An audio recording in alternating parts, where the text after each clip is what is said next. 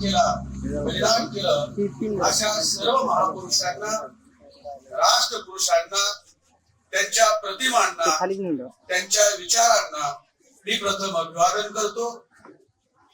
आणि या देवाच्या गडामध्ये सुवर्ण महोत्सव जन्मभूमी सुवर्ण महोत्सव कार्यक्रमामध्ये सिंधुदुर्ग वासियांनी मला इथं बोलवलं आणि आपली सेवा करण्याची संधी उपलब्ध करून दिली।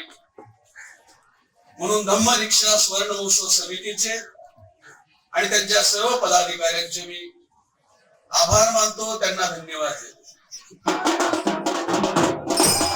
त्या महिन्यातील प्रत्येक दिवस, त्या दिवसातील प्रत्येक तास, त्या तासातील प्रत्येक मिनिट, मिनिटाचा प्रत्येक सेकंद आणि सेकंदाचा प्रत्येक क्षण आमच्यासाठी वेचलेला आहे। याचा अर्थ केवळ 4 घटनाच नव्हे, तर संपूर्ण जीवन आमच्यासाठी त्यांनी समर्पित केलं, संपूर्ण जीवनभर संघर्ष केला। धन मूळ निवासी बहुजन समाजाच्या विकासासाठी, उत्थानासाठी, उद्धारासाठी, त्यांना मानवी हक्क आणि अधिकार बहाल करून देण्यासाठी खर्च घातला। त्यामध्ये बाबासाहेबांचा दर्जा, बाबासाहेबांची पातळी, बाबासाहेबांची योग्यता ही सर्वांच्या वर मानावी लागेल। आणि म्हणून अशा महामानवाच्या जीवनातील 4 घटना, त्या घटनांचा मी उल्लेख करणार आहे आपल्या पुढे आवर्जून। त्यातली पहिली घटना 1927 चा महाडचा सत्याग्रह, त्यातली दुसरी घटना आहे 1935 च नाशिक जिल्ह्यातील येवला मुक्कामी धर्मांतराची केलेली घोषणा, त्यातली तिसरी घटना आहे 26 जानेवारी 1950 ला भारतीय संविधान लागू झालं आणि या संविधानामध्ये जी उद्देश पत्रिका आहे ती उद्देश पत्रिका, आणि यातली चौथी घटना आहे विजयादशमी 1956 ला केलेलं धर्मांतर। या 4ही घटना बाबासाहेबांच्या जीवनामध्ये अत्यंत महत्वपूर्ण मानलेल्या आहेत, क्रांतिकारी घटना आहेत। आणि या क्रांतिकारी घटना करताना त्यांनी त्यांची रणनीती समजावून सांगण्याचा प्रयत्न केला। ही प्रत्येक घटना घडण्यामागे, ही प्रत्येक घटना करण्यामागे बाबासाहेबांची काय भूमिका होती, बाबासाहेबांचा काय दृष्टिकोन होता, बाबासाहेबांचं काय उद्दिष्ट होतं, बाबासाहेबांचा कोणता उद्देश होता, हा उद्देश त्यांनी सांगण्याचा प्रयत्न केला। विशेष म्हणजे 1927 ला बाबासाहेब म्हणाले होते की आम्ही आज फार मोठं पाऊल उचलित आहोत, आम्ही आज फार मोठं पाऊल उचलित आहोत। पुढे बाबासाहेब असं म्हणतात की आम्हाला न्याय, स्वातंत्र्य, समता आणि बंधुत्व यावर आधारित नवा समाज, नवा देश, नवा भारत, नवा राष्ट्र निर्माण करायचा आहे। ही जी उद्दिष्ट आहे बाबासाहेबांचं, कोणतं उद्दिष्ट? स्वातंत्र्य, समता, न्याय, बंधुत्व याच्यावर आधारित नवा भारत, नवा देश, नवा समाज, नवराष्ट्र निर्माण करणं, या प्रत्येक घटनेमागचं उद्दिष्ट। ही गोष्ट बाबासाहेबांनी बोलून दाखवलेली आहे, रिपीटेडली आपल्या लोकांना हे सांगितलेलं आहे की प्रत्येक कार्यक्रम करण्यामागे माझा हा उद्देश आहे। कोणता उद्देश? न्याय, स्वातंत्र्य, समता, बंधुत्व यावर आधारित नवा समाज, नवा भारत, नवा देश आणि नवराष्ट्र निर्माण करणं। प्रत्येक वेळी हे उद्दिष्ट सांगितलं। आमचे लोक वाचतात, पण जे वाचतात त्यांना समजत नाही, ज्यांना समजतं ते सांगण्याचं धाडस करत नाही। कारण सांगायचं म्हणलं तर ती जबाबदारी स्वतःवर घ्यावी लागते, तेवढा वेळ द्यावा लागतो, तेवढी बुद्धी द्यावी लागते, तेवढं धन द्यावं लागतं, प्रत्येक गोष्ट स्वतःला करावी लागते। आणि प्रत्येक गोष्ट वक्ता स्टेजवरून डायसवरून भाषण करतो, असा तावातावाने बोलतो, शेर मारतो आणि मग तुम्ही लोक तावातावाने टाळ्या वाजवता। होतं काय? ज्यावेळेस तुम्ही टाळ्या वाजवता त्यावेळेस वक्त्याला वाटतं आपण फार भारी बोललो, आता लोक बघून घेतील। आता मला बघायची काय आवश्यकता नाही. आणि श्रोत्यांना असं वाटतं वक्ता एवढा भारी म्हणल्यावर आपण बघायची काय गरज आहे. एवढा वक्ता भारी आहे का आपण मिनिटा टाळ्या वाजवतो, मग आपल्याला काय करायची काय गरज आहे. वक्ता बघून घे. विषय जागेवर राहतो, वक्ता निघून जातो, तुम्ही निघून जाता. तुम्ही टाळ्या वाजून जबाबदारी झटकता, वक्ता बोलून जबाबदारी झटकतो. हे जबाबदारी झटकण्याचं काम नाही, हे जबाबदारी स्वीकारण्याचं काम आहे. म्हणून बऱ्याच वेळा लोक जबाबदारी स्वीकारायचं टाळतात आणि म्हणून हे उद्दिष्ट कुणी सांगत नाही. हे सांगावं तर करा तुम्ही. जर हे सांगावा तर लोक काय म्हणतील, करा ना मग तुम्ही, तुम्हाला कळतंय, तुम्हाला माहित आहे, करा. आणि मग वेळ द्यावा लागेल, बुद्धी द्यावी लागेल, पैसा द्यावा लागेल, श्रम करावा लागेल, कौशल्य द्यावं लागेल. आणि एवढं करायला मला शक्य नाही. म्हणजे समस्या आमची इथं आहे. म्हणून मित्र हो, तुम्ही टाळ्या वाजवाव्या म्हणून मी बोलणार नाही आणि तुम्ही दगड मारावी म्हणूनही बोलणार नाही. तुम्हाला गुदगुल्या व्हाव्या म्हणूनही बोलणार नाही आणि तुमच्या नाकाला मिरच्या झोंबाव्या म्हणूनही बोलणार नाही. हे प्रबोधन आहे, हे समजावून आहे. सगळा महाराष्ट्र बाळ ठाकरेंच्या वडिलांना प्रबोधनकार ठाकरे म्हणून. कशामुळं? कारण त्यांनी सगळ्या महाराष्ट्राचं प्रबोधन केलं. प्रबोधनाची व्याख्या आहे समाजाचं हित, समाजाचं कल्याण ज्यात दडलेलं आहे ते निर्भयपणे लोकांना सांगणे, याला प्रबोधन म्हणतात. सोयीचं बोलणे, सोयीस्कर बोलणे, पोटातलं पाणी सुद्धा हल्लं नाही पाहिजे असं बोलणे, ज्याच्या त्याच्या सोयीचे प्रश्न असतात, ज्याला विषयाशी काहीच देणं घेणं नसतं, अशी माणसं अशा प्रकारे बोलत असतात. हा विषयही त्यातला नाही, हे स्टेज ही त्यातलं नाही, हे संचालक मंडळही त्यातलं नाही, तुम्ही ऐकणारेही त्यातले नाहीत आणि मी सुद्धा त्यातला नाही. त्यामुळे आपल्या सर्वांना मिळून ही जबाबदारी स्वीकारायची. प्रत्येक गोष्ट सांगताना बाबासाहेबांनी उद्दिष्ट सांगितलं. आम्ही गोष्टी लक्षात ठेवल्या, उद्दिष्ट नाही लक्षात ठेवलं. आणि उद्दिष्टानुसार काम केलं पाहिजे, निरुद्देश काम नाही केलं पाहिजे. गेली 57 वर्ष आम्ही निरुद्देश काम केलं आणि सत्यानाश झाला. लोक सांगतात अहो 50 वर्ष काम केलं, का केलं माहितच नाही, कशासाठी केलं माहितच नाही, निरुद्देश. म्हणून बाबासाहेबांनी 1927चा 14 तळ्याचा सत्याग्रह करताना, 1935ला येवल्याला धर्मांतराची घोषणा करताना, 26 नोव्हेंबर 1950ला संविधान अर्पण करताना, त्याची उद्देश पत्रिका लिहिताना आणि विजयादशमी 1956ला धर्मांतर करताना हीच घोषणा केली होती. हेच उद्दिष्ट सांगितलं होतं. कोणतं? की मला न्याय, स्वातंत्र्य, समता आणि बंधुत्व यावर नवा समाज, नवा देश, नवा भारत आणि नवे राष्ट्र निर्माण करायचे आहे. प्रश्न आहे आपल्या पुढात, काय असं झालंय? काय असं झालं हा प्रश्न. आणि म्हणून हे आत्मपरीक्षण आहे, ते हे आपल्या घरात हा जो कार्यक्रम आहे आत्मपरीक्षणाचा कार्यक्रम आहे, भाषणबाजीचा नाही.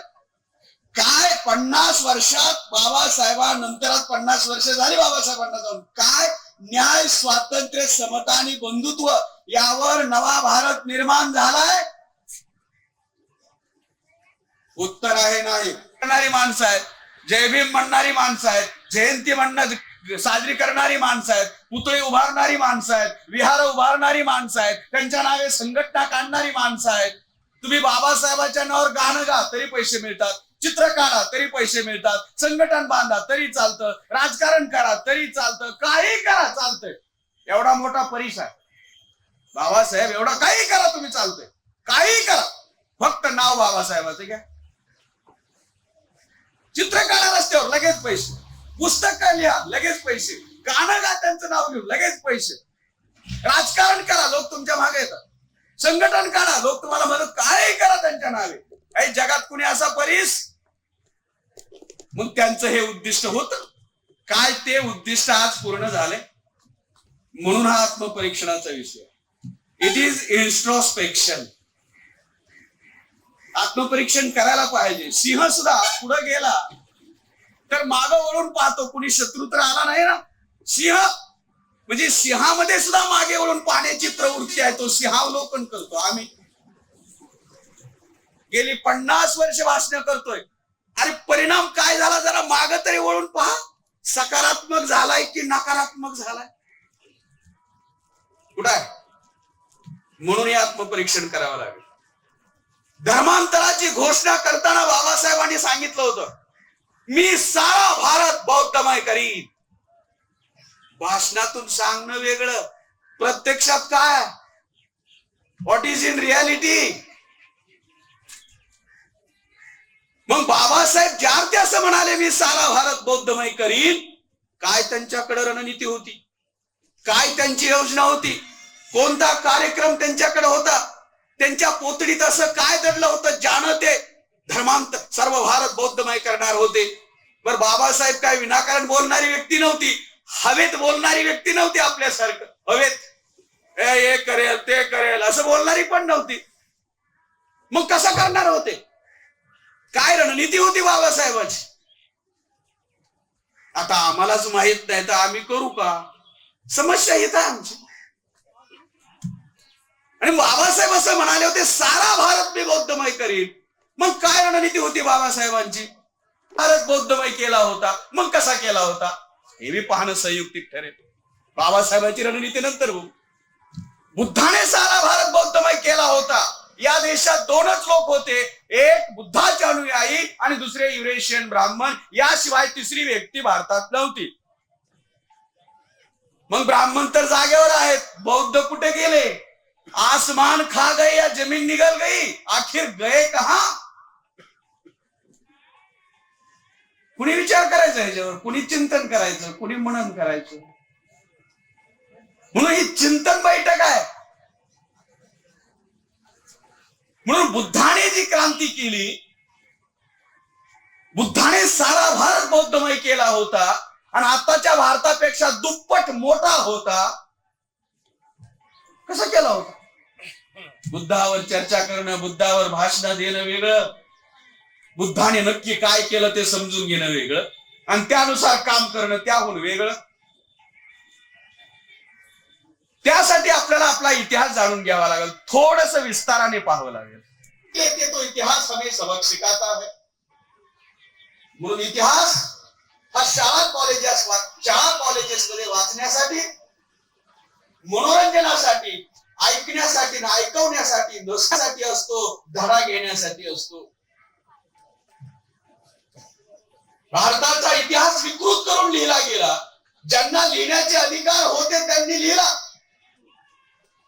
ज्यांनी इतिहास घडवला त्यांनी लिहिला नाही, कारण त्यांना लिहिण्याचे अधिकार नव्हते. आणि ज्यांनी इतिहास घडवला नाही त्यांनी लिहिला, कारण लिहिण्याचे अधिकार होते. म्हणून त्यांनी भारताचा इतिहास हा विकृत करून लिहिला.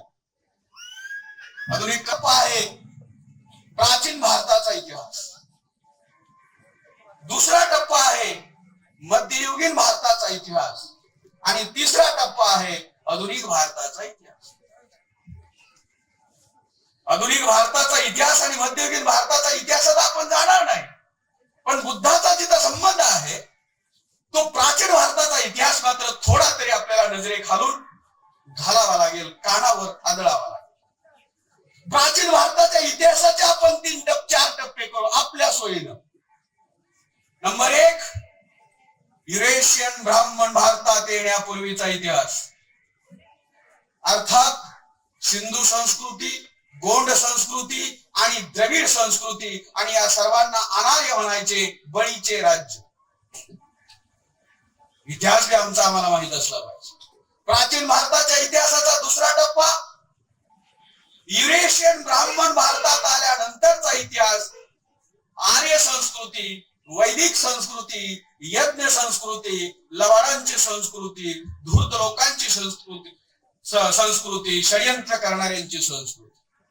आणि प्राचीन भारताच्या इतिहासाचा तिसरा टप्पा आहे मूळ निवासी भूमिपुत्र सिद्धार्थ गौतमाची रक्तविहीन क्रांती आणि तिचे परिणाम. काय कुठल्या इतिहासाच्या पुस्तकात असं सांगतात आम्हाला? ते सांगत नाही, आम्ही मांडत नाही. ते त्यांच्या सोयीचा इतिहास सांगतात. आम्ही पण आमच्या पद्धतीने इतिहास सांगायला लिहायला शिकलो पाहिजे. इतिहासाची पुनर्मांडणी केली पाहिजे. निरपेक्ष भावनेने इतिहास लिहिला पाहिजे. खरा इतिहास लिहिला पाहिजे. आमचा इतिहास हा गौरव आणि गर्व करण्याच्या योग्यतेचा इतिहास आहे, पण आम्हाला माहित नाही.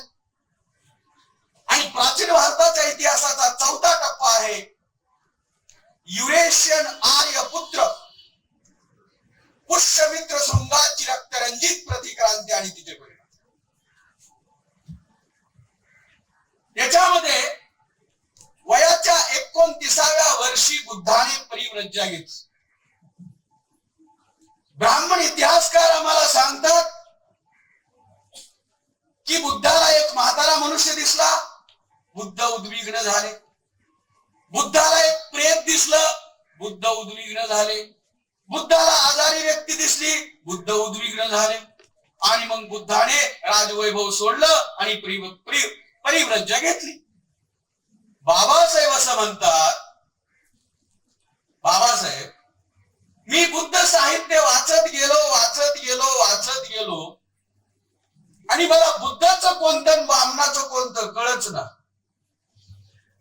डॉक्टर आंबेडकर असं म्हणतात, आपली काय अवकात आहे बघा. बाबासाहेब असं म्हणतात, मी बुद्ध साहित्य वाचत गेलो आणि यातलं बुद्धाचं कोणतं बामणाचं कोणतं कळच ना. सरमिसळ किती झाली असेल, मिक्सिंग किती झाली असेल आणि मग त्यामुळे फिक्सिंग कसं झालं असेल ते तुम्ही समजू शकता. बाबासाहेब ही साधारण व्यक्ती होती. जगातल्या 6 विद्वानापैकी एक. ती व्यक्ती असं म्हणते की बुद्धाचं कोणतं आणि ब्राह्मणाचं कोणतं कळणार. त्यामध्ये मिक्सचर किती झालं असेल, गावर टिकलते बुद्धाचं, नाही टिकलते ब्राह्मणाचं. एकच कसं सिंपल लॉजिक. जे तर्कावर टिकलते बुद्धाचं, नाही टिकलते ब्राह्मणाचं. मग बाबासाहेबांनी एक तर्क केला की बुद्धाला 29 वर्ष म्हातारा दिसलाच कसा नाही, अरे किमान वडील तरी दिसायला हवे होते राजा शुद्धोधन.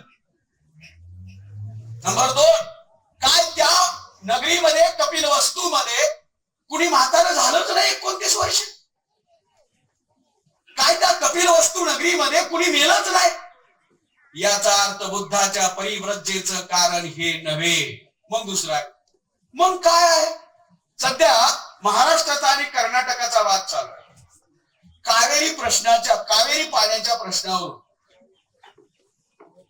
काँग्रेसनं यशवंत कृष्णाला राज्यपाल केलं महाराष्ट्राचा, तरी वाद काय मिटत नाही. आता तर नवीन वाद सुरू झाला, बेळगाव आमचं का तुमचं, पण वाद काय मिटत नाही. तरी कावेरी पाणी वाटपावरून जसा वाद सुरू झाला, तसा रोहिणी नदीच्या पाणी वाटपावरून वाद सुरू झाला होता. कुठं? बुद्धाच्या घराण्यात आणि बुद्धाच्या आईच्या घराण्यात.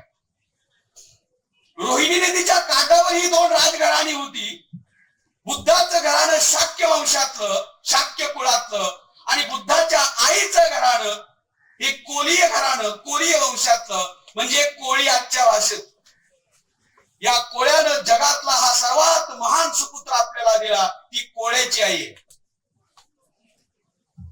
ही 2 घराणी होती. ज्यावेळी पाणी वाटपाचा मुद्दा यायचा, भांडण व्हायचं, युद्ध व्हायचं, लढाई व्हायची. एक तर वडिलाकडचे लोक मारायचे, नाहीतर आईकडचे. त्यामुळे बुद्धाला दुःख व्हायचं. आणि मग बुद्धाने एकदा प्रस्ताव मांडला की अरे हे रोजची मारामारी बंद करा, ही जी हिंसा होते ती बंद करा आणि कायमचा तोडगा काढा. म्हणून धर्मसंगीती पुढे त्यांनी प्रस्ताव मांडला. बुद्धाचा प्रस्ताव ठोकरला आणि बुद्धाला त्या नगरीतून हद्दपार करण्यात आलं. आणि मग बुद्ध फिरत गयामध्ये गेले, बिहारमध्ये गेले. ते मूळ नाव विहार आहे, त्याचा अपभ्रंश बिहार झाला. बिहारी लोक ला ब म्हणतात. त्या ठिकाणी जंगलात फिरत असताना पिंपळाच्या झाडाखाली बसले. पिंपळाच्याच का? कारण पिंपळाचं झाड रात्री ऑक्सिजन सोडतं, दिवसाही ऑक्सिजन सोडतं. बुद्धाला वनस्पती शास्त्राचं किती ज्ञान होतं हे आमच्या लक्षात येईल. आणि त्या पिंपळाच्या झाडाला काउंटर करण्यासाठी पुन्हा युरेशियन ब्राह्मणांनी वडाचं झाड आणलं आणि सांगितलं मार फेरे वडाच्या झाडाला. आणि हाच नवरा, दुसरा नाही. हाच छाणारा, जाणारा, मारणारा, बाहेर खेळी, जुगार खेळणारा, हुंडा मागणारा, मागतकरी, मोठा भिकारी, 7 जन्मी मिळू दे. काउंटर सिस्टीम आम्हाला नीट समजलं पाहिजे मित्रांनो. त्या झाडाखाली मनन केलं, अभ्यास करण्यासाठी निवांत जागेची आवश्यकता असते. अभ्यास केला म्हणा वाटल्यास तुम्ही. आणि बुद्धाच्या अभ्यासाचा विषय होता दुःख. बुद्धाच्या अभ्यासाचा विषय होता दुःख. बुद्धाने दुःखाची 3 कारणं सांगितली. जगामध्ये 3 प्रकारची दुःख आहेत. एक वैयक्तिक दुःख,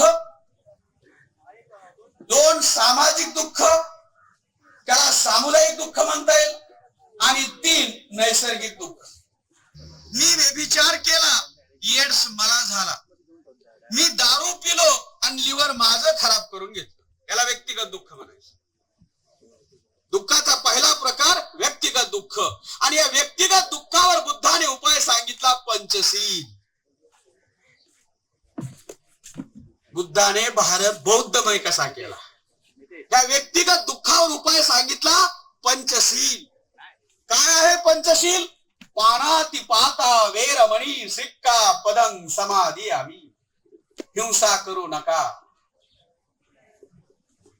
दुसरा अदिन्य दाना वेरमणी सिक्का पदं समादियामि. चोरी करायची नाही. तिसरं कामेषु मिच्छाचारा वेरमणी सिक्का पदं समादियामि. परस्त्री माते समान माना, व्यभिचार करू नका. एड्स होऊ नये याची काळजी 2500 वर्षापूर्वी बुद्धाने घेतली. आणि या देशातला पहिला एड्स ग्रस्त इंद्र. इतिहास माहित असला पाहिजे. इतिहास माहित असेल तर इतिहास घडवता येतो. चौथी गोष्ट सांगितली, मूसा वादा वेरमणी सिक्का पदं समादियामि. खोटं बोलू नका. खोटं बोललं तर तुम्हाला त्रास होईल. आणि 5वं सूरा मेरय मज्ज पमाद खाना वेरमणी सिक्का पदं समादियामि. दारू पिऊ नका. आणि जर दारू पिलात तर लिव्हर तुमचं खराब होईल. ज्या देशात 0°C तापमान होतं, ज्या देशात दारू प्यायल्याविना जिवंत राहता येत नव्हतं, अशा देशात डॉक्टर बाबासाहेब आंबेडकरांनी मद्याला स्पर्श केला नाही. स्पर्श. आणि आम्ही त्यांचे नाव घेणारी माणसं ग्लासला ग्लास लावताना जयभीम कांबळे साहेब म्हणतोय. आज कुणी परीक्षण करायचं? कुणी आत्मपरीक्षण? काय इंग्लंडहून लोक बोलवायची हे विचार सांगायला आम्हाला? का अमेरिकेहून बोलवायचे? कुठून बोलवायचे? म्हणून नाव घेणं वेगळं, काम करणं वेगळं. हे पंचशील. म्हणून आता बौद्ध पद्धतीने विवाह होताना याचा मराठीत अर्थ सांगा. काय फरक पडला तर बघू. आणि घोषणा करा शेवटी की सुरापान ज्याने केलं नाही ते, ज्यानं केलंय ते थांबू नका. मला वाटत नाही नवरा नवरीशिवाय कोणी थांबवलं. ही परिस्थिती आहे, वस्तुस्थिती आहे आजची. म्हणून आम्ही ढोंग आणि पाखंड बंद केलं पाहिजे. भ्रमात राहायचं सोडून दिलं पाहिजे. आम्ही पंचशील. बुद्धाने दुसरा दुःखाचा प्रकार सांगितला, सामुदायिक दुःख. म्हणजे कसं? एका समूहानं दुसऱ्या समूहावर लादलेलं दुःख. म्हणजे युरेशियन ब्राह्मणांनी आम्हाला शूद्र बनवलं, अतिशूद्र बनवलं, अस्पृश्य बनवलं, जंगलात राहायला मजबूर केलं, आमच्या महिलांना गुलाम केलं, शिक्षण संपत्ती सत्तेपासून वंचित केलं, बेदखल केलं भारतातून. हे सामुदायिक दुःख. या सामुदायिक दुःखावर बुद्धाने उपाय सांगितला, अष्टांगिक मार्ग. प्रत्येक गोष्टीकडे सम्यक पहा, समानतेनं पहा. अष्टांगिक मार्ग. तिसऱ्या दुःखाचा प्रकार बुद्धाने सांगितला, नैसर्गिक दुःख. ऍक्सिडेंट झाला, आपल्या हातात नाहीये. भूकंप झाला, आपल्या हातात नाहीये. वादळ आलं, पूर आला, हे आपल्या हातातल्या गोष्टी नाहीयेत. आणि म्हणून या निसर्गतः घडून येतात, ते आपल्या हातात नाहीत. म्हणून याच्यावर सुद्धा उपाययोजना बुद्धाने सांगितली. That is 10 Paramita. जपानला दररोज भूकंप होतो पण माणसं मरत नाहीत. आमच्या लातूरला एकदाच भूकंप झाला 6.9 रिश्टर, 10,000 लोक गाडली. जपानला रोज रोज भूकंप होतो, माणसं मरत नाहीत, कारण ते 10 पारमिता पाळतात. 5 वर्षाचं हे बुद्धाचं चिंतन आहे. व्यक्तिगत दुःखावर उपाय पंचशील, सामाजिक दुःखावर उपाय अष्टांगिक मार्ग आणि नैसर्गिक दुःखावर उपाय 10 पारमिता. हे जगाने स्वीकारलं तरी जग आज सुखी होणार आहे. भारत सोडा, जगानं ऑर्गनायझेशन, राष्ट्रसंघ. तो बुद्धापुढे प्रश्न पडला. आता विचार तर माझ्या डोक्यात निर्माण झाला. मला दुःखाचं कारण कळालं, दुःखाचं मूळ कळालं, दुःखावर उपायही सापडला. पण आता हे सगळं माझ्या डोक्यात आहे आणि दुःख मुक्त तर तुम्हाला करायचं आहे. मग माझ्या डोक्यातलं तुमच्यापर्यंत पोहोचवायचं कसं, हा बुद्धापुढे प्रश्न होता. मनुष्य कितीही विद्वान असो, कितीही हुशार असो, कितीही पंडित असो, त्याचा विचार जर लोकांच्या उपयोगी पडला नाही तर त्याच्या विद्वत्तेला काय चाटावं का? लोणचं चाटून खात्यात तसं काय करावं त्याला? म्हणून बुद्धाच्या डोक्यात आमच्या कल्याणाचा विचार आला, आमच्या मुक्तीचा मार्ग बुद्धाच्या डोक्यात आला, आमच्या स्वातंत्र्याचा मार्ग बुद्धाच्या डोक्यात आला. प्रश्न निर्माण झाला, तुमच्यापर्यंत कसा पोहोचवायचा? आजारी लोकांपर्यंत कसा पोहोचवायचा? पीडित लोकांपर्यंत कसा पोहोचवायचा? शोषित लोकांपर्यंत कसा पोहोचवायचा? ज्यांचं सर्व हरलेलं आहे अशा सर्व हारापर्यंत कसा पोहोचवायचा? आणि म्हणून बुद्धाने भिक्खू संघाची स्थापना केली. त्यांना कानात जाऊन सांगा. पूर्ण आकलन झालं पाहिजे आम्हाला, निदा आम्ही काय करतोय याच. भिक्खू संघ यासाठी आहे, ते त्याच्या मावशीवरून नाव पडलं गौतमी, प्रजापिता गौतमी. बुद्धाला सिद्धार्थ म्हणतात. कोणत्याही प्रश्नाचं उत्तर द्यायला बुद्ध तयार असायचे. सिद्धार्थ, कुठल्याही प्रश्नाच्या उत्तराला सिद्ध. आणि तथागत का म्हणतात? तत् अधिक आगत बरोबर तथागत. आधी केले मग सांगितले. तुकाराम महाराज यालाच बोले तैसा चाले त्याची वंदावी पावले. आमचं कसं आहे? फक्त सांगितले, केले कधीच नाही. फक्त सांगितले मात्र. कसं होईल? विसंगती दूर केली पाहिजे. म्हणून बुद्धाला तथागत यासाठी म्हणतात. आधी केले मग सांगितले. जशी उक्ती तशी कृती. बोले तैसा चाले. वागणारी बोलणं ह्याच्यामध्ये सुसंगती विसंगती असता कामा नये. बुद्धाच्यात होती. म्हणून बुद्धाने भिक्खू संघ तयार करण्यापूर्वी आपल्या डोक्याच्या वरील केस काढले. केस हे सौंदर्याचं प्रतीक आहे. पांढरे झालं तर आम्ही काळ करतोय. धाणे चिवर धारण केलं. जे बुद्ध ऐश्वर्यात लोळत होते, राजगादीवर लोळत होते, राजमहालात लोळत होते, राजवस्त्र वापरत होते, त्या बुद्धाने चिवर धारण केलं. पायी प्रसार करायचा. आणि हा पायी प्रसार करून थकल्यावर विहारात थांबायचं. विहारात थांबून थकायचं नाही. बुद्ध आणि जो भिक्खू संघ तयार केला, या भिक्खू संघाच्या मार्फत बुद्धाने जे काम केलं ते 5 सिद्धांताच्या आधारावर काम केलं. मित्रहो, आम्हाला जर लोकांची लढाई लढायची असेल तर लोकांचे प्रश्न आम्हाला आमच्या हाती घ्यावे लागतील. लोकांची लढाई आम्हाला लढावी लागेल तर लोक आम्हाला समर्थन देतील, तर लोक आमच्या मागे येतील, तर लोक तुम्हाला पाठिंबा देतील. तुम्ही लोक येणार नाहीत. बुद्धाने लोकांची लढाई लढली. 5 सिद्धांताच्या आधारावर बुद्धाने क्रांती केली. सिद्धांत नंबर 1, पशुहत्या. ब्राह्मण पशुहत्या करायचे. या पृथ्वी तलावरती या भारत देशामध्ये मुसलमानांनी जेवढ्या गायी कापून खाल्ल्या नाहीत त्याच्या हजारो पट जास्त गायी ब्राह्मणांनी कापून खाल्लेत, असं त्यांच्या धर्मग्रंथात लिहिलंय.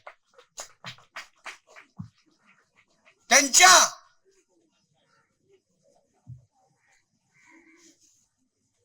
हे पशुहत्या. आणि पशुहत्येमध्ये गायी गुरं जे यज्ञात टाकली जायची ते शेतकरी, आणि शेतकरी पीडित असायचे की आमची गायी गुरं यज्ञात जातात म्हणून. आणि म्हणून बुद्धाने पशुहत्येला आंदोलनाचा विषय बनवलं. नीट लक्षात घ्या, पशुहत्येला आपल्या आंदोलनाचा विषय बनवलं. आणि जे लोक पीडित होते, शेतकरी, गोपालक, जनावरांचे पालन करते, ते बुद्धाला समर्थन देऊ लागले, बुद्धाच्या बाजूने आले. लोकाला आपल्या बाजूने घ्यायचं असेल, लोकांचं समर्थन मिळवायचं असेल, लोकांचा पाठिंबा मिळवायचा असेल, तर अगोदर त्यांची लढाई लढावी लागते. त्यांच्या हिताच्या गोष्टी कराव्या लागतात. त्यांचं कल्याण कशात आहे समजावून सांगावं लागतं, आणि मग लोक सहकार्यच काय, तुम्ही मागल ते द्यायला तयार होतात.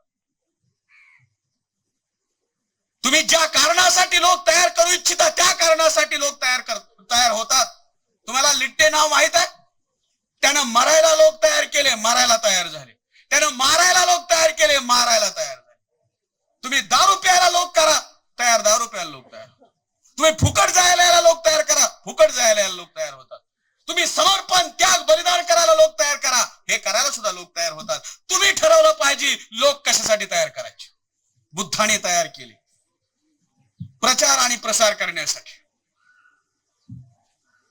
म्हणून पशुहत्या हा जो विषय आहे तो बुद्धाने आपल्या पशुहत्येला आंदोलनाचा विषय बनवला. ज्यांच्या पशूंची हत्या होती, जे दुःखित होते ह्या गोष्टीपासून, ते दुःखी लोक, पीडित लोक बुद्धाच्या बाजूला आले, बुद्धाला समर्थन दिलं, बुद्धाला पाठिंबा दिला, आणि बुद्धाचं आंदोलन मजबूत झालं.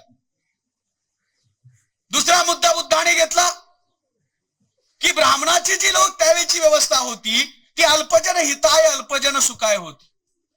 म्हणजे ब्राह्मण हिताय ब्राह्मण सुखाय होत. आणि आम्हा सर्वांना त्यांनी शूद्र घोषित करून टाकलं होतं आणि सर्व हक्काधिकारापासून वंचित केलं होतं. आम्हाला गुलाम केलं होतं. आमच्यावरती व्यवस्था त्यानं लादली होती, थोपली होती. म्हणून जे पीडित लोक आहेत, बळी लोक आहेत, victims of the social structure जे लोक आहेत, अशा लोकांना बुद्धाने एकत्र केलं. कोणत्या सिद्धांतावर? बहुजन हिताय बहुजन सुखाय. हा सिद्धांत नंबर 2. या पृथ्वी तलावर बहुजन हा पहिला शब्द बुद्धाने मांडला. पहिला बहुजन हिताय बहुजन सुखाय. आणि जे बहुजन अल्पजनापासून पीडित होते त्यांनी बुद्धाला समर्थन दिलं, बुद्धाला पाठिंबा दिला, बुद्धाचं म्हणणं ऐकलं, बुद्ध सांगेल ते करायला तयार झाले. तिसरा मुद्दा होता गुणकर्म विभागशः. ब्राह्मणाचं असं मत आहे की मनुष्य जन्माने श्रेष्ठ किंवा कनिष्ठ असतो. बुद्धाने सांगितलं हे खोटं आहे. मनुष्य जन्माने नव्हे, कर्माने आणि गुणाने कनिष्ठ किंवा श्रेष्ठ असतो. याला गुणकर्म विभागशः म्हणतात. ब्राह्मण काय म्हणतात? ब्राह्मणाच्या पोटी निर्बुद्ध पोरगा जन्माला आला तरी तो ब्राह्मण, क्षत्रियाच्या पोटी नपुसक पोरगा जन्माला आला तरी क्षत्रिय, वैश्याच्या पोटी निर्धन पोरगा जन्माला आला तरी वैश्य, आणि शूद्राच्या पोटी स्वतःच शिर तळहातावर घेऊन स्वतःच्या बायकोचं कुंकू पुसून सह्याद्रीच्या कड्या कपाऱ्यामध्ये लढून भूमिपुत्राचं राज्य निर्माण करणारा कुळवाडी भूषण बहुजन प्रतिपादक छत्रपती शिवाजी महाराजांसारखा योद्धा जन्माला आला तरी शूद्र, आणि अतिशूद्राच्या पोटी या जगातील महान प्रकांड पंडित विश्वभूषण महामानव बाबासाहेब डॉक्टर भीमराव आंबेडकरांसारखा प्रचंड मोठा हिरा जन्माला आला तरी अतिशूद्र.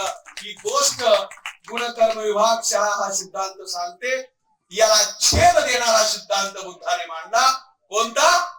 की मनुष्य जन्माने नव्हे, कर्माने आणि गुणाने श्रेष्ठ असतो. लोकांना खरं वाटलं आणि ते लोकांनी स्वीकारलं. विनाकारण लोक तुमच्या मागे येत नसतात, विनाकारण लोक तुमचं ऐकत नसतात, विनाकारण लोक तुम्हाला समर्थन देत नसतात, विनाकारण लोक तुम्हाला पाठिंबा देत नसतात, विनाकारण लोक टाळ्या वाजवत नसतात. चौथा मुद्दा होता जानो मानो सिद्धांत. ब्राह्मणाने एक सिद्धांत निर्माण केला, सिर्फ मानो जानो मत. हमने जान लिया है, आपको जानने की कोई जरूरत नहीं. बुद्धाने नवीन सिद्धांत मांडला. अरे पहिले जानो, सही लगे तो मानो, वरना छोड़ दो. बुद्ध सिंपल, हर मोठा उघड काम नाही. जानने की कोई जरूरत नहीं है, हम ब्रह्मा है. बुद्ध म्हणाले. कुणी शंकराचार्य सांगतो, कुणी आचार्य सांगतो, कुणी पंडित सांगतो म्हणून ऐकू नका. तुमच्या सतसत विवेक बुद्धीला पटलं तर जरूर स्वीकार, पण हे स्वीकारण्या अगोदर जाणून तर घ्या, नंतर मानायचं का नाही ते तुम्ही ठरवा. पहिले जानो, सही लगे तो मानो, वरना छोड़.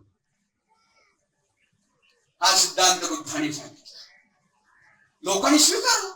आज काय परिस्थिती आहे? आमच्या भौतिक जीवनावर ब्राह्मणाचा कब्जा आहे. आज आमच्या भौतिक जीवनावर सर्व मूलनिवासी बहुजन समाजाच्या. पहा, आम्ही नोकरी लागली की बंगला बांधतो, सगळं घरदार राबतो, आहेत नाहीत तेवढ्या सोसाट्या काढतो, कर्ज आम्हीच फेडतो. पण घर तयार झालं, फरशी बसवली, दरवाजे खिडक्या झाल्या, रंगरंगोटी झाली की त्याला विचारायला जातो, का घरात जाऊ का? तुझा आहे ना? अरे घर तुझा आहे ना? हवं तेव्हाच झाले बाबा. सिद्धांत आहे, विचारलंच पाहिजे मला. घर बांधल्यावर त्याला वाटतं लग्न करावं. सुंदर मुलगी पाहतो, त्यात अर्निंग हेड असेल तर अधिकच चांगलं. लग्न होतं, त्याची पत्रिका जुळवावी लागते.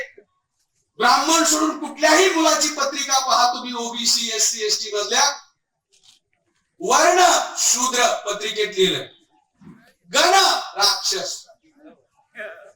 काढून बघा घरी जाऊन. मुलाला सांगितलंय त्यांनी बापानी पत्रिका बघायची नाही, कारण ब्राह्मणाने बापाला सांगितलं मुलाला दाखवायची नाही, कारण बाप शिकलेला नाही, पोरगा शिकलेला आहे. मग ती दाखवल्यावर पण चला मी शूद्र कसा, माझा गण राक्षस कसा. आणि इकडे तर आम्हाला टीव्हीवर देवासुर संग्राम दाखवतात आणि देव विरुद्ध राक्षस असं भांडण दाखवतात. आणि मग लांब लांब शिकत, लांब लांब दात, लांब लांब नखे, अकराळ विक्राळ रूप, लांब लांब केस असं असलेले राक्षस, आणि त्याचसोबत सुंदर कपडे, सुंदर सगळं सुंदर. हे आमचं सगळं अकराळ विक्राळ, हे देवासुर संग्राम. मग त्याला वाटतं मी तिकडचं आहे का? ही जी कुंडली आहे, तो कोणता ब्राह्मण 8वी 9वी झालेला देतो. कुंडली घेणारा ओबीसी किती? MA PhD set net.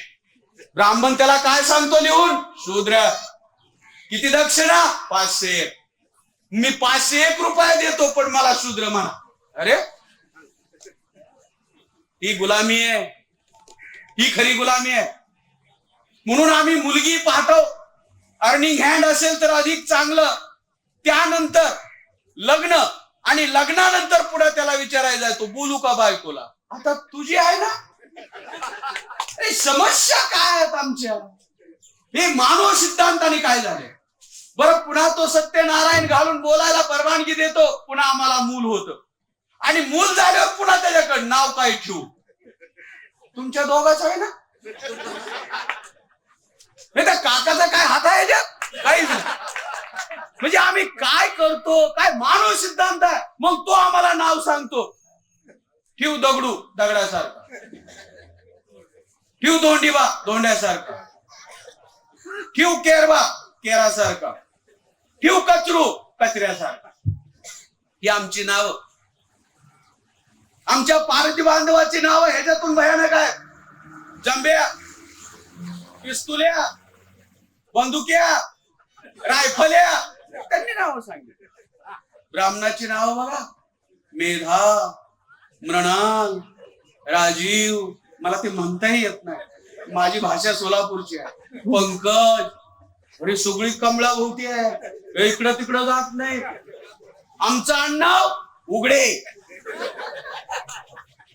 आमचं आडनाव गाढवे, आमचं आडनाव कोले, आमचं आडनाव लांडगे. अरे सगळे प्राणी, आणि यांचं आडनाव सहस्त्रबुद्धे,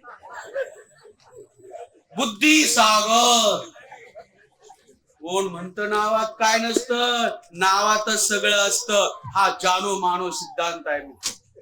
कधी कोणता सण, कधी तो कसा साजरा करायचा, सगळी व्यवस्था त्यांना विचारून करावी लागते. म्हणून हा मानव सिद्धांत आहे. आणि याच्या विरोधात बुद्धाने सिद्धांत मांडला, पहिले जानो सही लगे तो मानो वरना छोड. बुद्धाने क्रांती उगीच नाही केली, असाच नाही भारत बौद्धमय झाला. 5वा सिद्धांत होता तर्क सिद्धांत. तर्क करणे म्हणजे ज्ञान विज्ञानाचा विकास, तर्क करणे म्हणजे शिक्षण घेणे, तर्क करणे म्हणजे विचार करणे, तर्क करणे म्हणजे प्रगती करणे. आणि ब्राह्मणाची तर्कावर बंदी आहे. ब्राह्मण असं म्हणतात की जो तर्क करतो तो आस्थावान नसतो, जो आस्थावान नसतो तो नरकात जातो.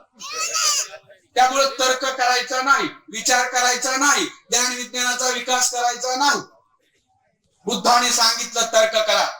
या देशामध्ये तर्काला प्रथम जन्माला घालणारी व्यक्ती बुद्ध आहे. तर्क करा प्रथम.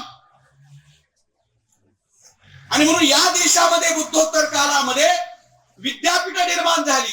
ज्या अमेरिकेला तुम्ही आज सर्वात मोठा देश मानता, डेव्हलप्ड कंट्री मानता, ज्या अमेरिकेला केवळ 600 वर्षाचा इतिहास आहे, त्या अमेरिकेत प्राथमिक शाळा नव्हती, त्यावेळी तुमच्या भारतात विद्यापीठ होत. ही गोष्ट कोणी आम्हाला सांगितली नाही. अमेरिकेत विद्यापीठ होत. तक्षशिला, नालंदा, विक्रमशिला, उज्जैनी, अवंती ही विद्यापीठ होती. विदेशातले लोक भारतात शिकायला यायचे. हा इतिहास आहे भारताचा. आणि इथं येऊन शिक्षण घ्यायचे या विद्यापीठात. आणि इथं तर्कशास्त्र शिकायचे. आणि तिकडे गेल्यानंतर संशोधन करायचे. सफरचंदाचं फळ खालीच का पडलं, वर का गेलं नाही? सर आयझॅक न्यूटनने तर्क केला आणि गुरुत्वाकर्षण शक्तीचा शोध लावला. आम्हाला काय शिकवलं? एक फळ पडलं घाल खिशात, दुसरं कधी पडेल वाट बघ. आणि जर पडलंच एखादं तोंडावर तर खाऊ सुद्धा नको, कारण ते तोंडात पण गेलं पाहिजे स्वतःहून. आम्हाला हे शिकवलं. कारण नशिबात असेल तरच मिळेल ना. मग इथं पडलेलं सुद्धा इथं घ्यायचं नाही. ते येता येईल याची वाटच बघायची. या 4 सिद्धांताच्या आधारावर पशुहत्याला आंदोलनाचा मुद्दा बनवला. बहुजन हिताय बहुजन सुखाय. तिसरा मुद्दा होता गुणकर्म विभागशाळा. चौथा जाणो मानो सिद्धांत. आणि पहिला 5वा तर्क सिद्धांत. या 5 सिद्धांताच्या आधारे आणि भिक्खू संघाच्या जोरावर संपूर्ण भारत बुद्धाने बुद्धमय केला होता. माहिती तुम्हाला भिक्खू संघ कसा होता त्यावेळेचा? त्यावेळेचा भिक्खू संघ असा होता की आज जर ते देवगड मध्ये आले आज, तर देवगड बौद्धमय केल्याशिवाय पुढे जात नव्हते. पुन्हा देवगड मध्ये येत नव्हते. कल्पना करा कसा असेल ही कल्पना. की त्यावेळी कोणतीही तालिबान पर्यंत धम्म पोहोचवला. इथं तिथं नाही, तालिबान पर्यंत. आणि आज सर्व दळणवळणाची साधनं आहेत. फोन आहे, मोबाईल आहे, फॅक्स आहे, इंटरनेट आहे, वेबसाईट आहे, पण बुद्ध घरात नाही. आज याच्यावर चिंतन करायला पाहिजे, याच्यावर मनन करायला पाहिजे, याच्यावर विचार करायला पाहिजे, हे आत्मपरीक्षण करायला पाहिजे. आम्ही सारा भारत बौद्धमय झाला. बुद्धाने जी रक्त, यासाठी बुद्धाने मोर्चा काढला? बिलकुल नाही. बुद्धाने कुठं निषेध केला? बिलकुल नाही. बुद्धाने जाळपोळ केली? बिलकुल नाही. बुद्धाने जेल भरो, रेल रोको केला असं का? लाठी चार्ज, काठी हल्ला, दगडफेक, कुछ भी नाही. आणि काही न करताच भारत बुद्धमय. आणि आता हे आम्ही रोज करतोय तरी काहीच व्हायला. हे कसं? विसंगती आहे. बुद्धाने हे काहीच केलं नाही, भारत बौद्धमय झाला. आम्ही रोज मुक्काम पोस्ट रस्त्यावरच आहे, काहीच होईना. कुठंतरी घोटाळा निश्चित आहे. तो घोटाळा शोधून काढणं हे शिकलेल्या लोकांचं, बुद्धिजीवी लोकांचं काम. घोटाळा कुठं आहे? आम्ही जसं बोलतो तसं वागत नाही, जशी उक्ती तशी कृती नाही, बोले तसा चाले नाहीये. इथं घोटाळा. आम्हाला वाटतं सगळं शेजारच्यानी करावं, सगळं दुसऱ्यानी करावं. राजकीय लोकांना वाटतं धम्माचं काम करणाऱ्यांनी करावं, धम्माच्या लोकांना वाटतं समाज काम करणाऱ्यांनी करावं, सगळ्याला वाटतं दुसऱ्यांनी करावं. भगतसिंग जन्माला आला पाहिजे, पण शेजारच्या घरात. अरे मग कधी तुझ्या बी येऊ दे.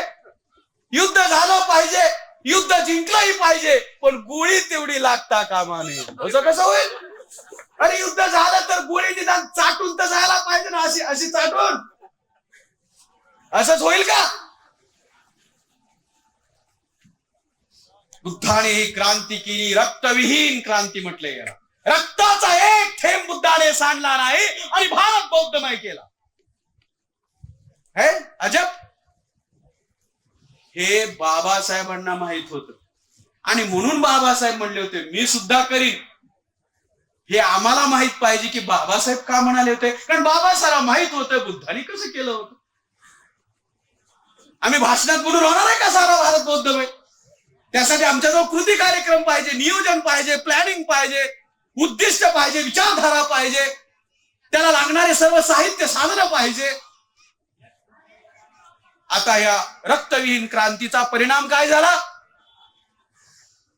या रक्तविहीन क्रांतीचा परिणाम असा झाला, नंबर 1, ब्राह्मणांनी ज्यांना गुलाम बनवलं होतं, शूद्र बनवलं होतं, ते शूद्र राजे झाले. सम्राट अशोक तर कुणीही शूद्र राजा होऊ शकत नव्हता, पण बुद्धाच्या क्रांतीनं शूद्र राजे झाले. दुसरा परिणाम, ब्राह्मणांनी आमच्या ज्ञान विज्ञानावर बंदी घातली होती, बुद्धाच्या क्रांतीने ही बंदी उठवली गेली, ज्ञान विज्ञान सर्वांना खुलं झालं. तिसरा परिणाम, ब्राह्मणांनी आमच्या महिला गुलाम केल्या होत्या, 250 व्रतामध्ये त्यांना बांधून टाकलं होतं. 250 व्रत आहेत महिलांसाठी, 365 दिवस वर्षात 250 व्रत, त्यातली टॉप 10. काल सुषमाताईनं सांगितले असतील आम्ही, ही महिलांसाठी, कारण महिला गुलाम तर देश गुलाम. गुलाम महिला गुलाम पोराला जन्म देतात आणि स्वतंत्र महिला स्वतंत्र मुलाला जन्म देतात. बाबासाहेब असं म्हणतात, स्वतंत्र महिला स्वतंत्र देश, महिला सक्षम देश सक्षम, महिला स्वतंत्र देश स्वतंत्र. म्हणून त्या महिला बुद्धाने मुक्त केल्या. हे 3 दृश्य स्वरूपातले परिणाम झाले. आणि सगळ्यात महत्वाचा आणि चौथा परिणाम काय झाला? भारतात 2 वर्ग उदयाला आले. नंबर 1, ब्राह्मण ज्यांनी बुद्ध धम्माला पाठिंबा दिला नाही, आणि बाकीचे सर्व लोक बौद्ध झाले होते. म्हणजे 2च लोक भारतात होते, एक ब्राह्मण आणि दुसरे बुद्धाचे अनुयायी, बुद्धाला मानणारे म्हणजे बौद्ध, 2च. आणि ही क्रांती बुद्धाने रक्तविहीन, रक्ताचा एकही थेंब न सांडता, जाळपोळ नाही, रेल रोको नाही, जेल भरो नाही, निषेध नाही, मोर्चा नाही, काहीच नाही, दगडफेक नाही, काहीच नाही, फक्त विचारधारेच्या आधारावर. विचार ही सर्वात मोठी आग आहे, आगीपेक्षाही गरम विचार असतो. विचार आगीपेक्षाही गरम असतो, दाहक असतो. फ्रान्समध्ये रुसो आणि व्हॉल्टेरनं लोकाला समजावून सांगितलं, लोकांमध्ये विचाराची आग निर्माण केली, आणि त्या फ्रान्सच्या सामान्य लोकांनी फ्रान्सच्या राजाला फाशी दिलं. ही विचाराची आग आहे. म्हणून विचारात परिवर्तन झाल्याशिवाय आचरणात परिवर्तन होत नसतं. आचरणात परिवर्तन झाल्याशिवाय व्यक्तीत परिवर्तन होत नसतं, आणि व्यक्तीत परिवर्तन झाल्याशिवाय समाजात परिवर्तन होत नसतं, आणि समाजात परिवर्तन झाल्याशिवाय राजकारणात परिवर्तन होत नसतं, आणि राजकारणात परिवर्तन झालं तर जीवनाच्या प्रत्येक क्षेत्रात परिवर्तन होतं. पण त्यासाठी विचार परिवर्तन सगळ्यात महत्वाचं आहे. हा परिवर्तन का मूल है विचार परिवर्तन. जर आम्हाला जीवनाच्या प्रत्येक क्षेत्रात परिवर्तन हवं असेल तर पहिल्यांदा राजकारणात परिवर्तन झालं पाहिजे. राजकारणात परिवर्तन हवं असेल तर समाजात परिवर्तन झालं पाहिजे. समाजात परिवर्तन हवं असेल तर व्यक्तीत परिवर्तन झालं पाहिजे. व्यक्तीत परिवर्तन याचा अर्थ त्याच्या आचरणात वागण्यात परिवर्तन, आणि आचरणात परिवर्तन झालं पाहिजे असेल तर विचारात परिवर्तन झालं पाहिजे, मेंदूत परिवर्तन झालं पाहिजे. या माझ्या 65 किलो वजनाच्या शरीरावर डोकं आहे, डोक्यात मेंदू आहे, उंची 8 इंच आहे, त्याची लांबी 4 इंच आहे, आणि तो 1.5 किलो वजनाचा आहे. हा 1.5 किलो वजनाचा मेंदू 65 किलो शरीराला संचलित करतो, आणि मेंदूला युरेशियन ब्राह्मण संचलित करतो. त्यामुळे शरीर आमचे पण मेंदू त्यांचा, लोक आमचे लोकमत त्यांचं, जन आमचे जनमत त्यांचं. आमच्या लोकांना विचारलं वजन किती? 150 किलो. मेंदू तिकडं. वजनाला काय अर्थ नाही, मेंदूला अर्थ आहे, वजनाला कुठे अर्थ आहे.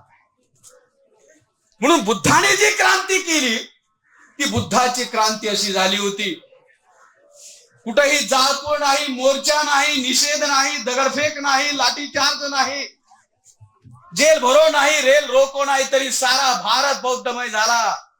आणि दोनच लोक निर्माण झाले, एक बुद्धाला मानणारे बौद्ध आणि दुसरे ब्राह्मण, ज्यांनी बुद्धाच्या क्रांतीला मान्यता दिली नाही. ही सगळ्यात मोठी क्रांती बुद्धाने करून दाखवली आणि ही क्रांती केवळ केवळ आणि केवळ विचारधारेच्या आधारावर केली. दुसरा कुठलाही आधार नाही. बुद्धाचा बघा, जगामध्ये तुम्हाला किंवा भारतामध्ये सगळे शस्त्रधारी देव दिसतील घरात. तलवार, भाले, बर्च्या, कुऱ्हाडी, त्रिशूळ सगळे हातारच. बुद्धाजवळ आहे काय? आहे बुद्धाजवळ काय? एखादा भाला, एखादी कुऱ्हाड आहे? बाकी बघा सगळे आतंकवादी. त्यावेळी मिसाईल किंवा ते नसतील बॉम्ब, त्यामुळे बॉम्ब नव्हते. आता जर ते असतील बॉम्ब सुद्धा देतील. काय बुद्धाजवळ काय? निशस्त्र, खाली हात. तरी बुद्धाला कोणी हरवू शकलं नाही, बुद्धाच्या विचाराला कोणी हरवू शकलं. ही विचारातली ताकद, ही विचारातली आग आहे. म्हणून विचार परिवर्तन सगळ्यात महत्वाचं आहे. काही करून काही होणार नाही हो. लेबल बदलून काय होणार? बाटली नवी, दारू जुनी, काय होणार? काय होणार? नशा मात्र तीच. आम्हाला विचारात परिवर्तन केलं पाहिजे, कारण विचारात परिवर्तन हे मूलभूत परिवर्तन असतं. म्हणून आम्हाला ह्या 50 वर्ष पूर्ण झालेच्या स्वर्ण महोत्सव दिना दिवशी आत्मपरीक्षण करण्याची वेळ आलेली आहे. खरं तर नाही यायला पाहिजे, आली काय करावं? नाही यायला पाहिजे हे बोलावं लागतं. म्हणजे जे जास्त शिकले ते ह्याला जबाबदार आहे, इन्क्लुडिंग आहे. मी स्वतःला वगळत नाही. म्हणून मी सांगितलं सकाळी, एक खांद्यावर घेऊनच सुरू केलंय. हे म्हणजे तुमच्यावर सोपून नाही. मी बोललो झालो रिकामा असलं नाही का? आता ही जी बुद्धाने क्रांती केली, सारा भारत बौद्धमय केला, ब्राह्मणाची सर्व कर्मकांड बंद पाडली, बसून खायचे उद्योग बंद पाडले, सारे कष्ट करण्याची वेळ त्यांच्यावर आणली, ब्राह्मण वर्ग खवळला आणि त्यांनी ठरवलं बुद्धाच्या क्रांतीला मान्यता द्यायची नाही, प्रतिक्रांती करायची. बुद्धाच्या क्रांतीला त्यांनी मान्यता दिली नाही, ठरवलं प्रतिक्रांती करायची. त्यासाठी त्यांनी बुद्धाच्या क्रांतीचा अभ्यास केला, चिंतन केलं, मनन केलं, एकत्रित बसून अभ्यास केला की बुद्धाने क्रांती केली तर कशी केली. ब्राह्मण लोक नेहमी कारणावर चर्चा करतात, परिणामावर नाही. आम्ही लोक नेहमी परिणामावर चर्चा करतो, कारणावर नाही. नेमकं उलट. आमचे लोक चर्चा करतात आपापल्या ऑफिसमध्ये, फार भ्रष्टाचार झाला हो. अरे भ्रष्टाचाराचं मूळ ₹1.25 आहे, याच्यावर कोणी चर्चाच करत नाही. नंबर 2, सक्षम विचारधारा. नंबर 3, राजाश्रय. आणि नंबर 4, साहित्य. या 4 कारणामुळे बुद्धाने क्रांती केली. हे 4 गोष्टी आहेत बुद्धाच्या क्रांती. आता सक्षम भिक्खू संघ, तुम्हाला मी सांगितलं किती सक्षम होता तो. तर आज जर देवगड मध्ये आला तर देवगड बौद्धमय केल्याशिवाय पुढे जात नव्हता, पुन्हा देवगडला येत नाही. किती सक्षम असेल याच्यावर अंदाज लावू शकतो. दळणवळणाची साधनं नसताना सुद्धा तालिबान पर्यंत धम्म पोहोचवला, संपूर्ण भारत बौद्धमय केला, हा भिक्खू संघाने केला. कसा करायचा? जात भिक्खवे चारिकम, बहुजन हिताय बहुजन सुखाय, अत्तानुकंपाय लोकानुहिताय, आदि कल्याण मध्य कल्याण अंत कल्याण. बहुजनाच्या हितासाठी, बहुजनाच्या सुखासाठी, ज्याची सुरुवात कल्याणकारी, ज्याचा मध्य कल्याणकारी, ज्याचा शेवट कल्याणकारी आहे, असा जो धम्म आहे तो बुद्धाने आदेश दिला. शहर शहर जाओ, गांव गांव जाओ, ग्राम ग्राम जाओ, नगर नगर जाओ और मेरा है उपदेश लोगों को सहानुभूति पूर्वक समझाओ. हा बुद्धाचा संदेश आहे. बुद्धाच्या भिक्खून ते काम केलं, म्हणून ब्राह्मणांनी लक्षात घेतलं की भिक्खू संघामुळे हे झालं. दुसरं कारण सक्षम विचारधारा. विचारधारा कशाला म्हणतात? ज्यामध्ये प्रत्येक प्रश्नाचं उत्तर देण्याचं सामर्थ्य असं त्याला विचारधारा म्हणतात. विचारधारा जोडण्याचं काम करते. आता मी जे बोलतो आहे कंठातून आवाज येतो, म्हणून ज्या ज्या वेळी आम्ही बोललं पाहिजे, जोडायसाठी बोललं पाहिजे, तोडायसाठी बोलता कामा नये. पण आमची माणसं भाषण कराय उठली की लोक पळूनच जातात. लोक ऐका आले पाहिजे हो. जोडायसाठी तोंडाचा उपयोग केला पाहिजे. 2 कागद जोडायला डिंक लावावा लागतो. 2 कातडी तुकडे जोडायला फेविकॉल सोल्युशन लावावं लागतं. 2 लोखंडी तुकडे जोडायला वेल्डिंग करावं लागतं.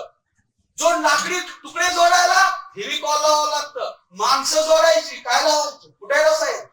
फेविकॉल चालेल? माणसं जोडायला एकच रसायन आणि त्या रसायनाचं नाव विचारधारा. दुसरं रसायन नाही. न्याय, स्वातंत्र्य, समता, बंधुत्व यावर आधारित विचारधारा बुद्धाने करायची. तिसरी गोष्ट त्यांच्या लक्षात आली की बुद्धाच्या धर्माला राजाश्रय मिळाला. सम्राट अशोकाने राजाश्रय दिला आणि आज धम्म जो वाढलेला दिसतो बुद्धानंतर तो सम्राट अशोकामुळं. सम्राट अशोकाने स्वतःचा राजधर्म बौद्ध बनवला, राजभाषा पाणी केली आणि स्वतःची मुलगी संघमित्रा आणि मुलगा महेंद्र याला विदेशामध्ये धम्माचा प्रचार करायला पाठवलं. भारतात जेवढी विहार दिसतात सम्राट अशोकाच्या काळातली, ही जेवढी विद्यापीठ मी मला सांगितली सम्राट अशोकानंतरची विद्यापीठ आहे. राजाश्रय मिळाला आणि सगळ्यात महत्वाचं म्हणजे बुद्धाने साहित्य निर्मिती केली होती. जवळजवळ 63 विषयावरचं साहित्य बुद्धाने निर्माण केलं. म्हणून ब्राह्मणाने याचा अभ्यास केला की या सर्वांच्या आधारे बुद्धाने क्रांती केली. परंतु बुद्धाच्या क्रांतीला आपण मान्यता द्यायची नाही, तर बुद्धाच्या क्रांतीला प्रतिक्रांतीत रूपांतर करायचं. बुद्धाची क्रांती नष्ट करायची निर्णय घेतला ब्राह्मणाने चिंतन बैठकीत. प्रश्न निर्माण झाला कशी? त्यांनी दुसरा निर्णय घेतला घुसपेट करून. इतिहास का शिकायचा? बुद्धाने ब्राह्मणाची सर्व कर्मकांड बंद पाडली. त्यामुळे बसून खायचं, ऐतं खायचं संपलं. आणि म्हणून काही ब्राह्मण भिक्खू संघात गेले. कारण बुद्धाने सर्व ब्राह्मण, सर्व राजे आणि सर्व व्यापारी यांना हरवलं होतं. प्रश्नात हरवलं होतं, वादविवादात हरवलं होतं, चर्चेत हरवलं होतं, हतबल केलं होतं आणि ते शरण आले होते बुद्धाला. आणि मग ते सर्व लोक बुद्धाचे अनुयायी झाले. मग काही ब्राह्मणाने भिक्खू संघात घुसपेट केली. जोपर्यंत भिक्खू संघाचे अध्यक्ष बुद्ध होते, बुद्धाचा एक नियम होता की भिक्खू संघामध्ये संस्कृत भाषा वापरायची नाही आणि जो कोणी संस्कृत वापरेल त्याला दंड देण्यात येईल. इसवी सन पूर्व 483 ला बुद्धाचं महापरिनिर्वाण झालं आणि त्यानंतर भिक्खू संघाचा अध्यक्ष महाकश्यप झाला. बुद्धाचे पहिले 12 भिक्खू होते, श्रेष्ठ भिक्खू, त्यातला हा तिसरा का तर पहिले 2 मेले होते. हा महाकश्यप पूर्वाश्रमीचा ब्राह्मण होता आणि जसाही तो अध्यक्ष झाला त्यानं पहिलंच संशोधन केलं, घटना दुरुस्ती केली. कोणती? संस्कृत भाषेचा अपवादात्मक स्थितीत वापर करायला हरकत नाही. आणि तिथपासून आमच्या सत्यानाशाला सुरुवात. सम्राट अशोकाच्या लक्षात आलं की फारच ब्राह्मण भिक्खूंनी उच्छाद मांडलेला आहे. त्यावेळी सम्राट अशोकानं 60,000 ब्राह्मण भिक्खूंना हकलून दिलं. 60,000ला हकललं. आज किती असतील याचा अंदाज तुम्ही करा. किती प्रमाणात घुसपेट होती. म्हणून बाबासाहेब म्हणतात बुद्धाचं कोणतं ब्राह्मणाचं कोणतं कळना. जे हकलले ते बाहेर गेले नाहीत. तुमच्या संसदेमध्ये किंवा विधानसभेत दोघाला हकललं तरी ती विरोधी पक्षात बसते, आम्ही दोघच म्हणून. हे तर 60,000 होते, गेले नाहीत. मग त्यांनी स्वतःला नाव धारण केलं महायान. आणि जे असली बुद्धिस्ट होते त्यांना म्हणले हीनयान. मिलावटवाले महायान. पुन्हा महायानात वज्रयान आणि तंत्रयान आणि अशा प्रकारे 99 पंथ आहेत धम्मातात. म्हणून बाबासाहेब म्हणले बुद्धाचं कोणतं ब्राह्मणाचं कोणतं कळच नाही. आता बाबासाहेबाला कळणं आमची काय अवकाश, आमची काय अवकाश, आम्ही बी समजून घेऊ. बाबासाहेबाला कळणं आणि ते कळावं म्हणून बुद्ध यांनी धम्मा लिहिलंय. ते कळावं बुद्धाचं कोणतं आहे. आता त्यांना वाटलं बाबासाहेबाला कुठं एवढं मोठं पुस्तक वाचताय का नाही, मग 22 प्रतिज्ञा दिल्या. हे त्याचं 7 तरी कळना आम्हाला, 22 सुद्धा कळना. आता काय करावं? ही समस्या किती दाटली आमची. बुद्ध यांनीच धम्म कशात लिहिलं आम्हाला समजावून सांगण्यासाठी. बाबासाहेबांनी पुढे विचार केला, एवढं मोठं पुस्तक आहे, कधी वाचतील माझे बांधव. मग म्हणजे त्याला शॉर्ट करू, मग 22 प्रतिज्ञेत आणलं. ते सुद्धा वाचतंय पण पाळाय काय, वाचतंय सांगतंय भाषण, पाळाय काय. आणि पाळण्याला धर्म म्हणतात, वाचण्याला नाही. कशाला काय म्हणत नाही. 99 पंथ धर्मात होते. महायान आणि हीनयान बंद केला पाहिजे आम्ही, आता बुद्धयान एवढंच एक यान. त्याच्यानंतर भिक्खू संघात घुसले, सत्यानाश केला. काही सैनिक प्रशासनात घुसले, काही बौद्ध भिक्खू ब्राह्मण प्रशासनात घुसले, सम्राट अशोकाच्या प्रशासनाची वाट लावली. काही ब्राह्मण सैन्यात घुसले आणि सैनिक होता होता सेनापती झाले. आणि सेनापती पुष्यमित्र शृंगा ब्राह्मण होता. त्यानं अशोकाचा नातू शेवटचा बौद्ध राजा राजा बृहद्रथ याची सैनिकाची पाहणी करताना हत्या केली, शिरच्छेद.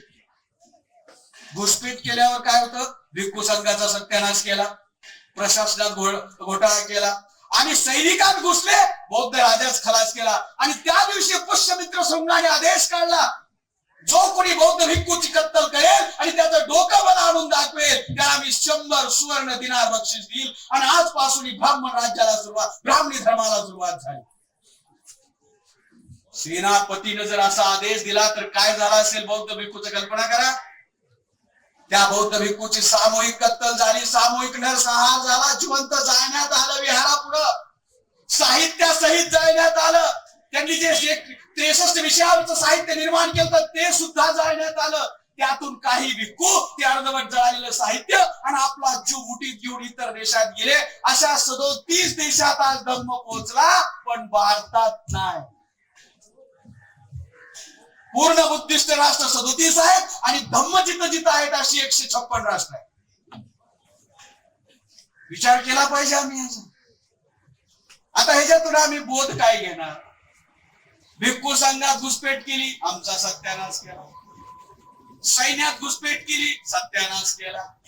आता ह्याच्यातून आम्ही बोध काय घ्यायला पाहिजे की आमच्या घरात, आमच्या पक्षात, आमच्या संघटनेत बामन असता कामा नये, एवढा तरी बोध घ्या, कमीत कमी एवढा. कारण तो जो तुमच्याकडे येतो तो ठरवून येतो. आणि आम्ही का हुरळतो कळत नाही. आमच्या पश्चिम महाराष्ट्रात हुरळणे असा शब्द आहे, तुमच्या कोकणात आहे का नाही माहित नाही. हुरळणे, हुरळणी मेंढी आणि लागली लांडग्याच्या मागास. आम्ही का हुरळतो. आता बरेच ब्राह्मण बौद्ध धर्म स्वीकारायला लागले, त्यांना सगळं माहित आहे हो. आम्ही त्यांना समजावून सांगायला लागलो, ज्यांनी सत्यानाश केला आमचा. आता ही जी रक्तरंजित प्रतिक्रांती पुष्यमित्र शृंगाने केली, याचा परिणाम काय झाला. याचा खतरनाक परिणाम झाला की बुद्धाच्या क्रांतीमुळे जे शूद्र राजे झाले होते, ब्राह्मणाच्या प्रतिक्रांतीमुळे ते राजे पुन्हा शूद्र झाले. उदाहरण छत्रपती शिवाजी महाराज. बुद्धाच्या क्रांतीमुळे जे शिक्षण आणि विज्ञानावरची बंदी उठवली आणि मुक्त झालं, ब्राह्मणाच्या प्रतिक्रांतीमुळे ते विज्ञान पुन्हा बंद करण्यात आलं. बुद्धाच्या क्रांतीमुळे आमच्या महिला मुक्त झाल्या, स्वतंत्र झाल्या. ब्राह्मणाच्या प्रतिक्रांतीमुळे पुन्हा महिला गुलाम झाल्या. पायाच्या बोटापासून कानापर्यंत बांधले गेला. आज तिला ते अलंकार म्हणते, ही गुलामीची चिन्ह आहे. कानाला छिद्र, नाकाला छिद्र पुरुषाला आहेत का. जर थोडं हात लावून ओढा बरं, डोळ्यात पाणी येते कपाटात. विनाकारण नाही. गुलाम राहावं, माझ्या सोबतच राहावं, मला सोडून जाऊ नये. आता आपण त्याचं रूपांतर अलंकारात केले, पण ही गुलामीची चिन्ह. पुन्हा ह्या महिला गुलाम झाल्या. हे बुद्धाच्या ह्या ब्राह्मणाने जी प्रतिक्रांती केली, त्या प्रतिक्रांतीचे हे परिणाम आहे. पुन्हा दुसरे 3 परिणाम काय झाले. बुद्धाच्या वेळी जाती व्यवस्था नव्हती. बऱ्याच लोकांना एक गोष्टही माहित नाही. बुद्धाच्या वेळी जाती व्यवस्था नव्हती, वर्ण व्यवस्था होती. भारतात 2 व्यवस्था होत्या, वर्ण व्यवस्था ब्राह्मणांची, गण व्यवस्था बुद्धाची किंवा बुद्धाच्या अगोदरची. बुद्ध हे गणतंत्राची पैदाइश आहे आणि गणव्यवस्था म्हणजे समतेला मानते आणि वर्णव्यवस्था ब्राह्मण क्षत्रिय वैश्य शूद्र याला मानते। या दोघांचा हा संघर्ष आहे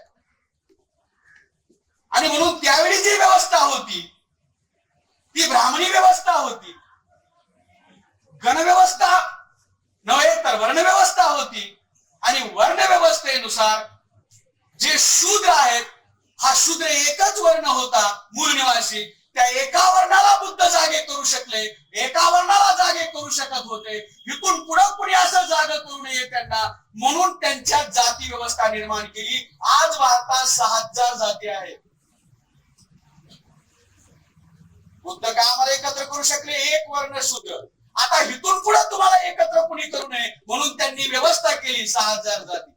पुन्हा बाबासाहेब आले आणि त्या 6000 जातीला त्यांनी 4 गटात विभागलं। Number 1 SC schedule caste, number 2 ST schedule tribe, number 3 OBC other backward class आणि नंबर 4 सीटी क्रिमिनल ट्राइब्स। म्हणजे 6000 जातीला 4 गटात आणलं आणि त्या 4 गटांचाही आता मूल निवासी एकच। समाज तयार करण्याची ही प्रक्रिया आहे, बिखराव करण्याची प्रक्रिया नाही।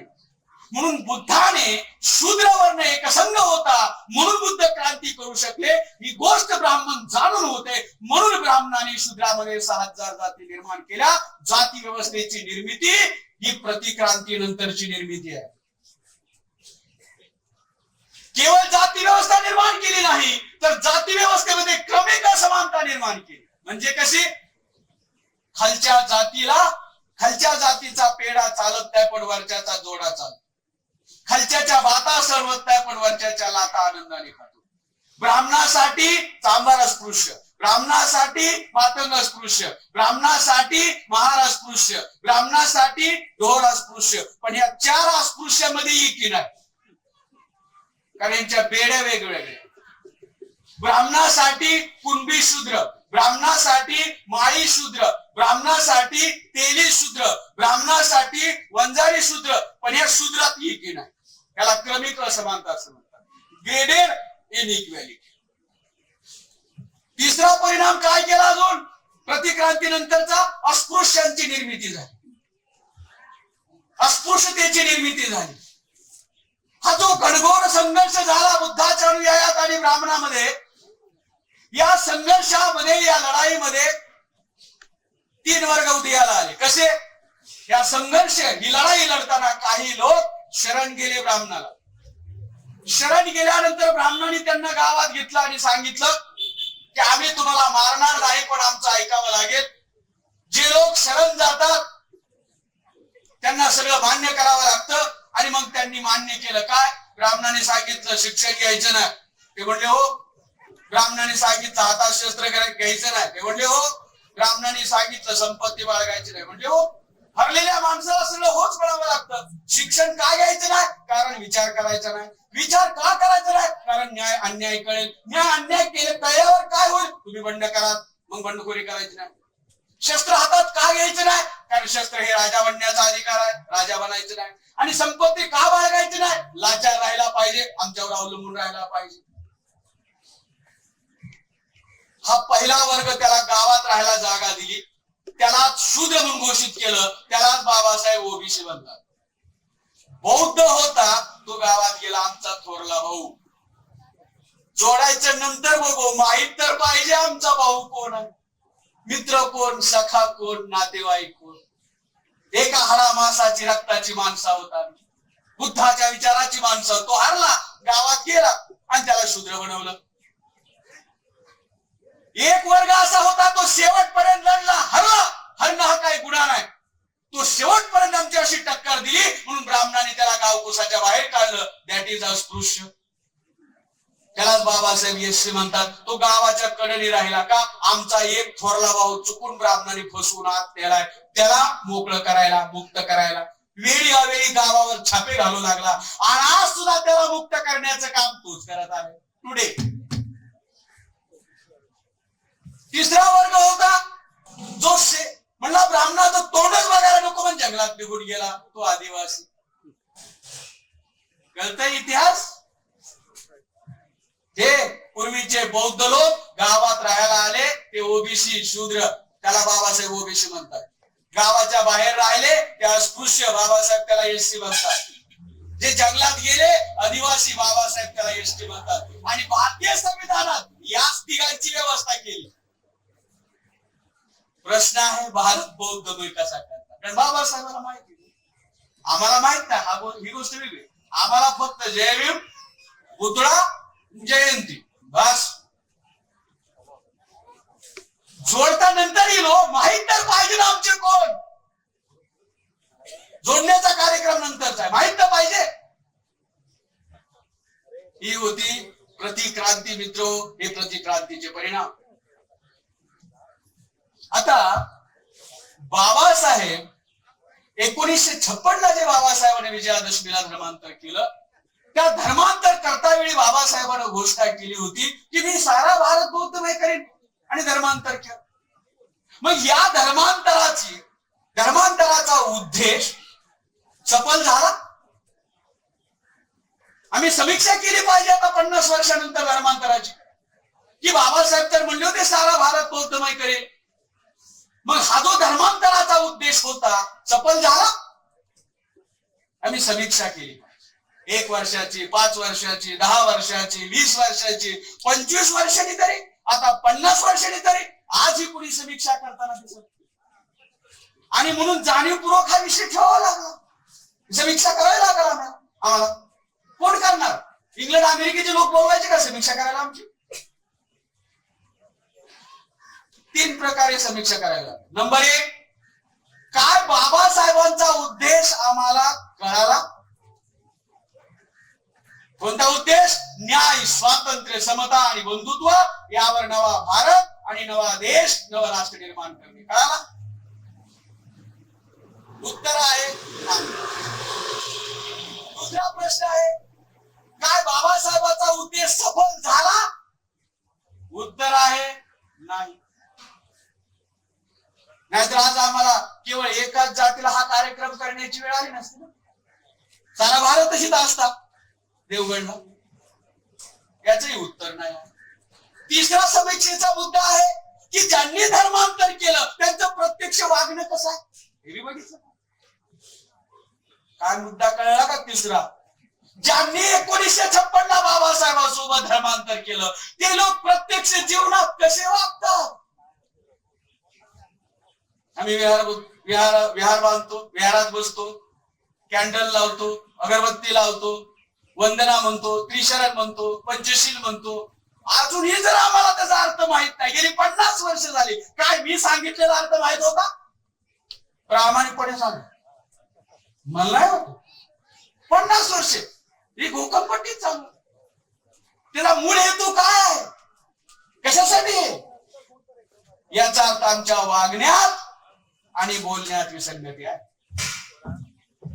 बघा, एका कुटुंबामध्ये 3 मुलं जन्माला आली.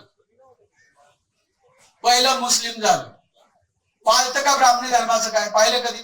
पाळतं. एकच घर असतं कुणाच्या बापाला येत नाही गावात. कधी त्याची बायको पोसायला जाते संक्रांतीला, कधी ते गुढी उभारतात, कधी दिवाळी साजरी करतात. दुसरं ख्रिश्चन झालं, आमच्यातूनच गेलं. थॉमस कांबळे काय लंडनहून आला नाही, आमच्यातून. पाळतं काय ते? पाळतं कधी गुढी उभारली त्याला, कधी त्याची बायको कुंकू लावते, संक्रांतीला जाते पोसायला, कधी दिवाळी साजरी केली, दसरा. तिसरं बौद्ध झालं, काही सोडत नाही. हे कसं? हे कसं? कशी क्रांती होणार? कसं परिवर्तन होणार? काही सोडत नाही. आणि दिवाळी तर सगळ्यात मोठ्यानं साजरी करते. तुम्ही दिवाळी साजरी करावी म्हणून सुट्टी देतात, विनाकारण नव्हे. तुम्ही दिवाळी साजरी करावी म्हणून अगोदर पगार देतात, कारण तिकडे वैश्यांनी मारवाड्यांनी दुकानं सजवून ठेवलेली असतात. विनाकारण नाही चाललंय, जाणीवपूर्वक चाललंय. आमच्या पराभवाचे सण एक घर आहे ख्रिश्चनाचं मुस्लिमाचं घाबरत नाही. आम्ही सगळंच करतोय, सगळं करायला पाहिजे, थोडं करायला पाहिजे, ह्याचं थोडं त्याचं थोडं, एक ना धड 12 चिंध्या झाल्या. त्यामुळे जे लोक सर्वांचंच खरं मानतात ते अव्वल दर्जाचे मूर्ख असतात. रिमेंबर, असूच शकत नाही असं सर्वांचं खरं. कसं असेल? बुद्धाचं खरं आणि शंकराचार्याचं खरं कसं असेल? टिळकाचं खरं आणि शाहू महाराजांचं खरं कसं असेल? ज्योतिराव फुलेचं खरं आणि चिपळूणकरांचं खरं कसं असेल? शिवाजी महाराजांचं खरं आणि मोरोपंत पिंगळ्याचं खरं कसं असेल? डॉक्टर आंबेडकरांचंही खरं आणि गांधीजीचंही खरं कसं असेल? असू शकत नाही. आम्ही आपलं सगळ्याला हात देतो. तुमचं बी करू, तुमचं बी करू. सत्यानाश झाला त्याने. म्हणून बाबासाहेबानं सारा भारत बौद्धमय कसा करायचा याची त्रिसूत्री सांगितली. बाबासाहेबांची त्रिसूत्री लिखित आहे, विद्वान लोकांनी वाचून बघावी. लिखित आहे, लिखित. नंबर 1, भारत बौद्धमय करण्याची त्रिसूत्री. Number 1, to produce a Buddhist Bible. पहिलं सूत्र, to produce a Buddhist Bible. दुसरं सूत्र त्रिसूत्री मधलं, to make a change in the structure and in the aims and objectives of Bhikkhu Sangha, to set up World Buddhist Center. ही बाबासाहेबांची त्रिसूत्री आहे. 50 वर्षात किमान त्रिसूत्री तरी माहित व्हावी किंवा आम्हाला. शिकलेल्या लोकांना सांगतो मी, अडाणी लोकांना कधी दोष देणारी नाही. शिकलेल्या लोकांना, त्यातली त्यात जास्त शिकलेल्या लोकांना, जे सांगतात आम्ही जास्त शिकलो. बरं झालं या सुवर्ण महोत्सव दिनानिमित्त आम्हाला किंवा ह्या वर्षात एवढं तरी कळलं, याला जास्त शिकलेले लोक आमचे बरेच आहेत. कळतच नव्हतं. 50 वर्ष झाले कळतच नव्हतं आमच्या. या सुवर्ण महोत्सव दिनानिमित्त, या वर्षानिमित्त हे कळलं, हे आमचे आहेत. अरे वा वा वा, आनंद झाला. कळतच नव्हतं. ऑफिस मध्ये गेलं तरी कळत नव्हतं, कारण कपाळावर तर लिहिलेलं नाही ना. वर्तनाने दिसायला पाहिजे, दिसतच नव्हतं. आताशी दिसायला लागले. हे आपलेच वाटतं. अरे हो हो, हे कलेक्टर आपले, हे आपले, हे तहसीलदार आपले, हे असं दिसायला लागला. एवढा फायदा झाला सुवर्ण महोत्सव समिती, याचा कार्यक्रम एवढा मोठा फायदा झाला. त्रिसूत्री कार्यक्रम कोणता? To make a Buddhist Bible. हे बाबासाहेबांनी स्वतःच पूर्ण केले. त्यामुळे याच्यावर तुम्हाला वेळ खर्च करण्याची गरज नाही. काय सांगता येईल का कुणाला? काय Buddhist Bible? What is Buddhist Bible? Buddha and his Dhamma, हे बुद्धिस्ट बायबल आहे. लिहून टाकलंय ते. आम्हाला खरा बुद्ध कळावा. त्या बुद्धिस्ट बायबल मध्ये, बुद्ध आणि धम्मामध्ये ब्राह्मणाच्या प्रत्येक प्रश्नाला तर्कसंगत आणि सुसंगत उत्तर दिलंय. ब्राह्मणाची प्रत्येक दलील तर्क खोडून काढलेला आहे, काही ठेवलेलं नाही शिल्लक. म्हणून ज्यांना कुणाला धम्म समजावून घ्यायचा आहे त्यांनी बाबासाहेबांची 3 पुस्तकं वाचावी. Number 1, Buddha and his Dhamma. Number 2, counter revolution and counter revolution. आणि number 3, Buddha and Karl Marx. हे 3 जर पुस्तकं वाचली तर धम्म कळेल. काय वाचल्यावर काय कळेल हे सुद्धा आमची लोक फक्त वाचतात.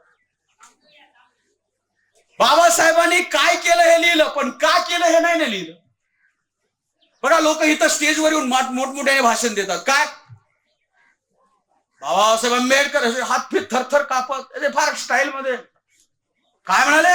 बाबासाहेबांनी सांगितलं गुलामाला गुलामीची झडीव करून द्या, म्हणजे तो बंड करून उठेल. तुम्ही थरथर काप. खालून एक चिठ्ठी द्या. ती जाणीव कशी करून द्यायची तेवढं सांगा. नेमकं तेवढं बाबासाहेबांनी कुठंच लिहिलं नाही, कुठंच नाही. जेवढं साहित्य डॉक्टर आंबेडकरांनी निर्माण केलं हे कुठंच लिहिलं नाही. आता हे कुणावर अवलंबून आहे? हे काल सापेक्ष गोष्ट. कालचा गुलाम वेगळा होता, आजचा गुलाम वेगळा आहे. हे समजून सांगितलं पाहिजे आम्हाला. त्यासाठी आम्हाला माहित असतं. म्हणून बुद्धिस्ट ऑफ बायबल अर्थात बुद्ध अँड हिज धम्मा ही विचार क्रांती आहे.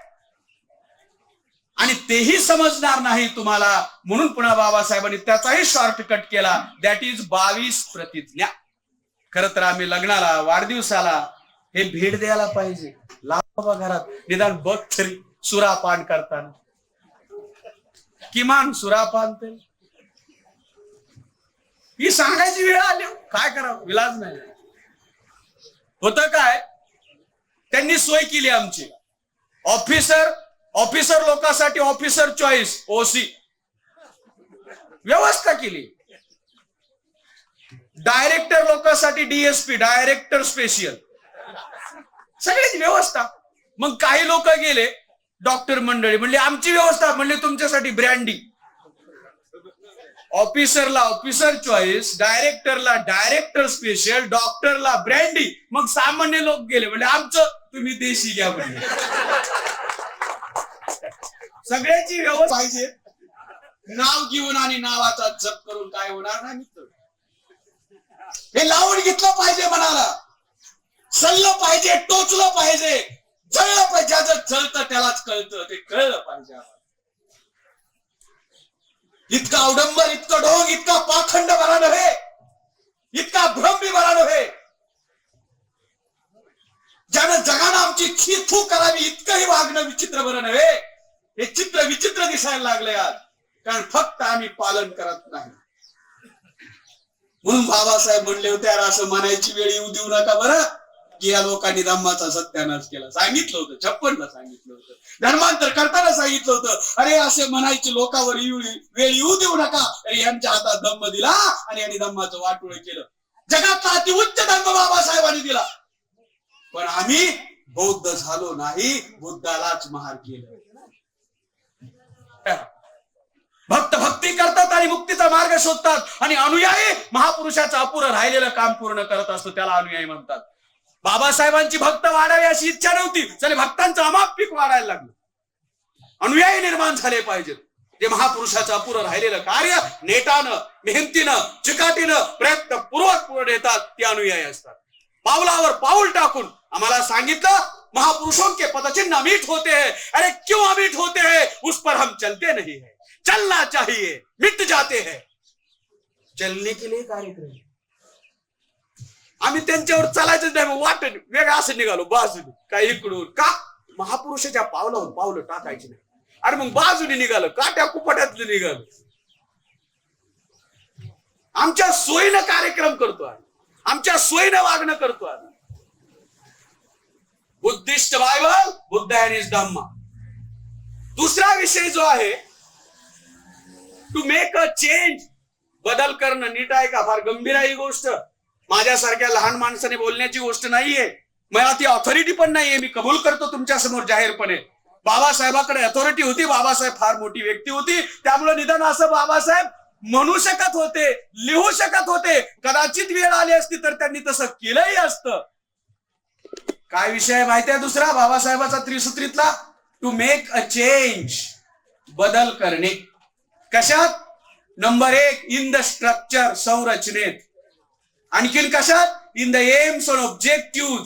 कशामध्ये? उद्दिष्टात. कुणाच्या? भिक्खू संघाच्या. कठीण गोष्ट आहे, आपल्याला अधिकार नाही आहे, मलाही नाही, मी फार लहान मनुष्य आहे.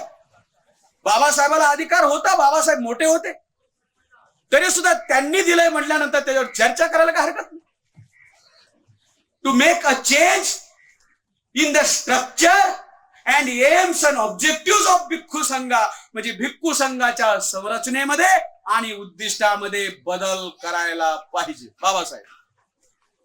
तरच भारत बौद्धमय होईल.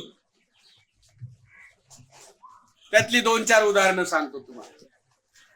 डॉक्टर बाबासाहेब आंबेडकरांनी विजयादशमी 1956ला धर्मांतर केलं. धर्मांतर करताना चंद्रमणीकडे गेले. धर्मांतर सोहळा नागपूरच्या स्टेजवर सुरू झाला. चंद्रमणी त्यांना धर्मांतर द्यायला आतुर झाले होते, पण अचानक धर्मांतर करते वेळी बाबासाहेबांना चंद्रमणीला एक प्रश्न विचारला. म्हणली, भंतेजी, धर्मांतर करायचं, दीक्षा घ्यायची म्हणजे काय करायचं? मग चंद्रमणीनं सांगितलं, काय नाही म्हणले, 3 वेळा त्रिशरण आणि पंचशील ग्रहण करायचं, झाली दीक्षा. 3 वेळा त्रिशरण आणि पंचशील ग्रहण करायचं, झाली दीक्षा. मग बाबासाहेब चंद्रमणीला म्हणाले, कारण चंद्रमणी फार मोठे गुरु होते त्यावेळी, त्यांना शिकवायचं कसं ही बाबासाहेब पुढे समस्या होती. काय म्हणतोय मी? चंद्रमणीला शिकवायचं कसं ही बाबासाहेब पुढे समस्या होती. मग बाबासाहेब चंद्रमणीला म्हणाले, मी बुद्धाला शरण जायला तयार आहे, मी धम्माला शरण जायला तयार आहे, पण मी संघाला नाही शरण जाणार. बाबासाहेब लिखित आहे. पेच निर्माण झाला. बरी साधारण घटना नाही, घटना धर्मांतराची. लाखो लोक पुढं. बरं, बाबासाहेब बी साधारण व्यक्ती नाही, जगातल्या 6 विद्वानापैकी एक. बरं, चंद्रमणी सुद्धा साधारण व्यक्ती नाही, भारतातला सगळ्यात मोठा गुरु. घटना बी साधी नाही. पंचशील ग्रहण केलं नाही तर धर्मांतराचा कार्यक्रम होणार नाही. बाबासाहेबानं हा वाद जाणीवपूर्वक निर्माण केला होता. किती लोकांना ही गोष्ट माहित आहे? जाणीवपूर्वक, पर्पजली. मग पुन्हा बाबासाहेब म्हणल्यावर काय मार्ग काढा. आता धर्मांतर केल्याशिवाय तर भाग नाही ना, दीक्षा घेतल्याशिवाय भाग नाही. काय मार्ग काढा. काय मार्ग नाही म्हणले. मग पुन्हा बाबासाहेबच म्हणाले, म्हणजे असं केलं तर, म्हणले कसं? मी बुद्धाच्या काळातील संघाला शरण जायला तयार आहे, आताच्या संघाला नाही जाणार. कळतंय काय? डॉक्टर आंबेडकर काय म्हणाले? मी बुद्धाच्या काळातील संघाला शरण जायला तयार आहे, आताच्या संघाला नाही जाणार. हा, मग चालेल म्हणले. आणि मग दीक्षा. आता पुन्हा प्रश्न निर्माण होतो की डॉक्टर आंबेडकर बुद्धाच्या काळातील संघाला शरण जायला का तयार? नंबर 1, बुद्धाच्या काळातील संघ विनय पीठकानुसार आचरण करीत होता. नंबर 2, बुद्धाच्या काळातील संघाने चरत भिक्कवे चारिकम करून सारा भारत बौद्धमय केला होता. नंबर 3, बुद्धाच्या काळातील संघाने तर्कसंगत उत्तरे देऊन ब्राह्मणाला निरुत्तर करून टाकलं होतं. नंबर 4, बुद्धाच्या काळातील संघाने सर्व ऐहिक आणि भौतिक सुखाचा त्याग करून हे सतीचं वाण स्वीकारलं होतं. म्हणून डॉक्टर आंबेडकर बुद्धाच्या काळातील संघाला शरण जायला तयार होते. पुन्हा प्रश्न आहे, प्रचलित संघाला शरण जायला का तयार नव्हते? कारण प्रचलित संघ यापैकी एकही काम करीत नव्हता. बाबासाहेबांचं सांगतोय, ओळसरचं नाहीये. हे फार मोठा विषय आहे. म्हणून मी सुरुवातीला सांगितलं, मी एवढा मोठा मनुष्य नाहीये. बाबासाहेबांच्या यावर चर्चा करू इच्छित होते, पण बाबासाहेबांनी 10 वर्षाचा काळ निश्चित केला होता धर्म भारत बौद्धमय करायला. पण त्याच्या अगोदरच शत्रूनं त्यांच्यावरती डाव साधलेला आहे. इतिहास नीट माहित असला तर लक्षात येईल. मग त्यावेळचा भिक्खू संघ काय करत होता? विहारात बसणं, शांत बसणं, अगरबत्ती लावणं, मेणबत्ती लावणं, त्रिशरण म्हणणं, पंचशील म्हणणं, पांढरे धागे, आता काळे बंद झाले म्हणून पांढरे धागे हातात बांधणं. बुद्धाच्या काळामध्ये सामूहिक भिक्खूंचा जो नरसंहार झाला, सामूहिक कत्तल झाली, त्यांना सामूहिक जाळण्यात आलं. काय ते विहारात बसत होते म्हणून? काय ते पंचशील म्हणत होते म्हणून? काय ते पांढरे धागे बांधत होते म्हणून? काय ते पंचशील आणि त्रिशरण ग्रहण करत होते म्हणून? काय ते कॅन्डल लावत होते, अगरबत्ती लावत होते म्हणून त्यांना मारलं, म्हणून त्यांना जाळलं, म्हणून त्यांचा नरसंहार केला? काय उत्तर? मग कशामुळे केला? तर त्यांनी जो आमचा खुला शत्रू आहे, निर्धारित शत्रू आहे, तो शत्रू नेस्तनाबूत केलता. ब्राह्मणी संस्कृती, ब्राह्मणी धर्म हे सगळं नष्ट करून टाकलं होतं. ब्राह्मणी धर्म रसातळाला नेलता, म्हणून त्यांचा सामूहिक नरसंहार केला. ते विहारात बसणारे भिक्खू नव्हते, ते पंचशील आणि त्रिशरण ग्रहण करणारे भिक्खू नव्हते, ते कॅन्डल लावणारे, अगरबत्ती लावणारे भिक्खू नव्हते. अरे कॅन्डल लावून घरात उजेड पडणार, भारतात कधी पडणार? What is the meaning of candle? To enlighten. What is the meaning of candle? To enlighten the masses. त्या बहुजन समाजाला जाग करा हा उद्देश आहे. घरात सुद्धा उजेड पडा. दुसरं उदाहरण, एकदा डॉक्टर आंबेडकरांना भेटायला भदंत आनंद कौशल्यान आले दादरला, मुंबई. समोरासमोर बसले. फार मोठे गुरु होते. बाबासाहेब पुढे समस्या, गुरुला कसं शिकवायचं हे फार मोठी समस्या होती. मग बाबासाहेबांनी भदंत आनंद कौशल्याचा प्रश्न विचारला. म्हणजे भंतेजी, तुम्हाला बुद्धाची कोणती प्रतिमा आवडते? भंतेजी जे जरा असं बसले होते, जरा उल्हासित झाले आणि उल्हासित होऊन भंतेजीने उत्तर दिलं. म्हणजे डॉक्टर आंबेडकर, मला की रे बुद्धांची अगदी शांत ध्यानस्थ बसलेली, डोळे झाकून बसलेली बुद्धाची.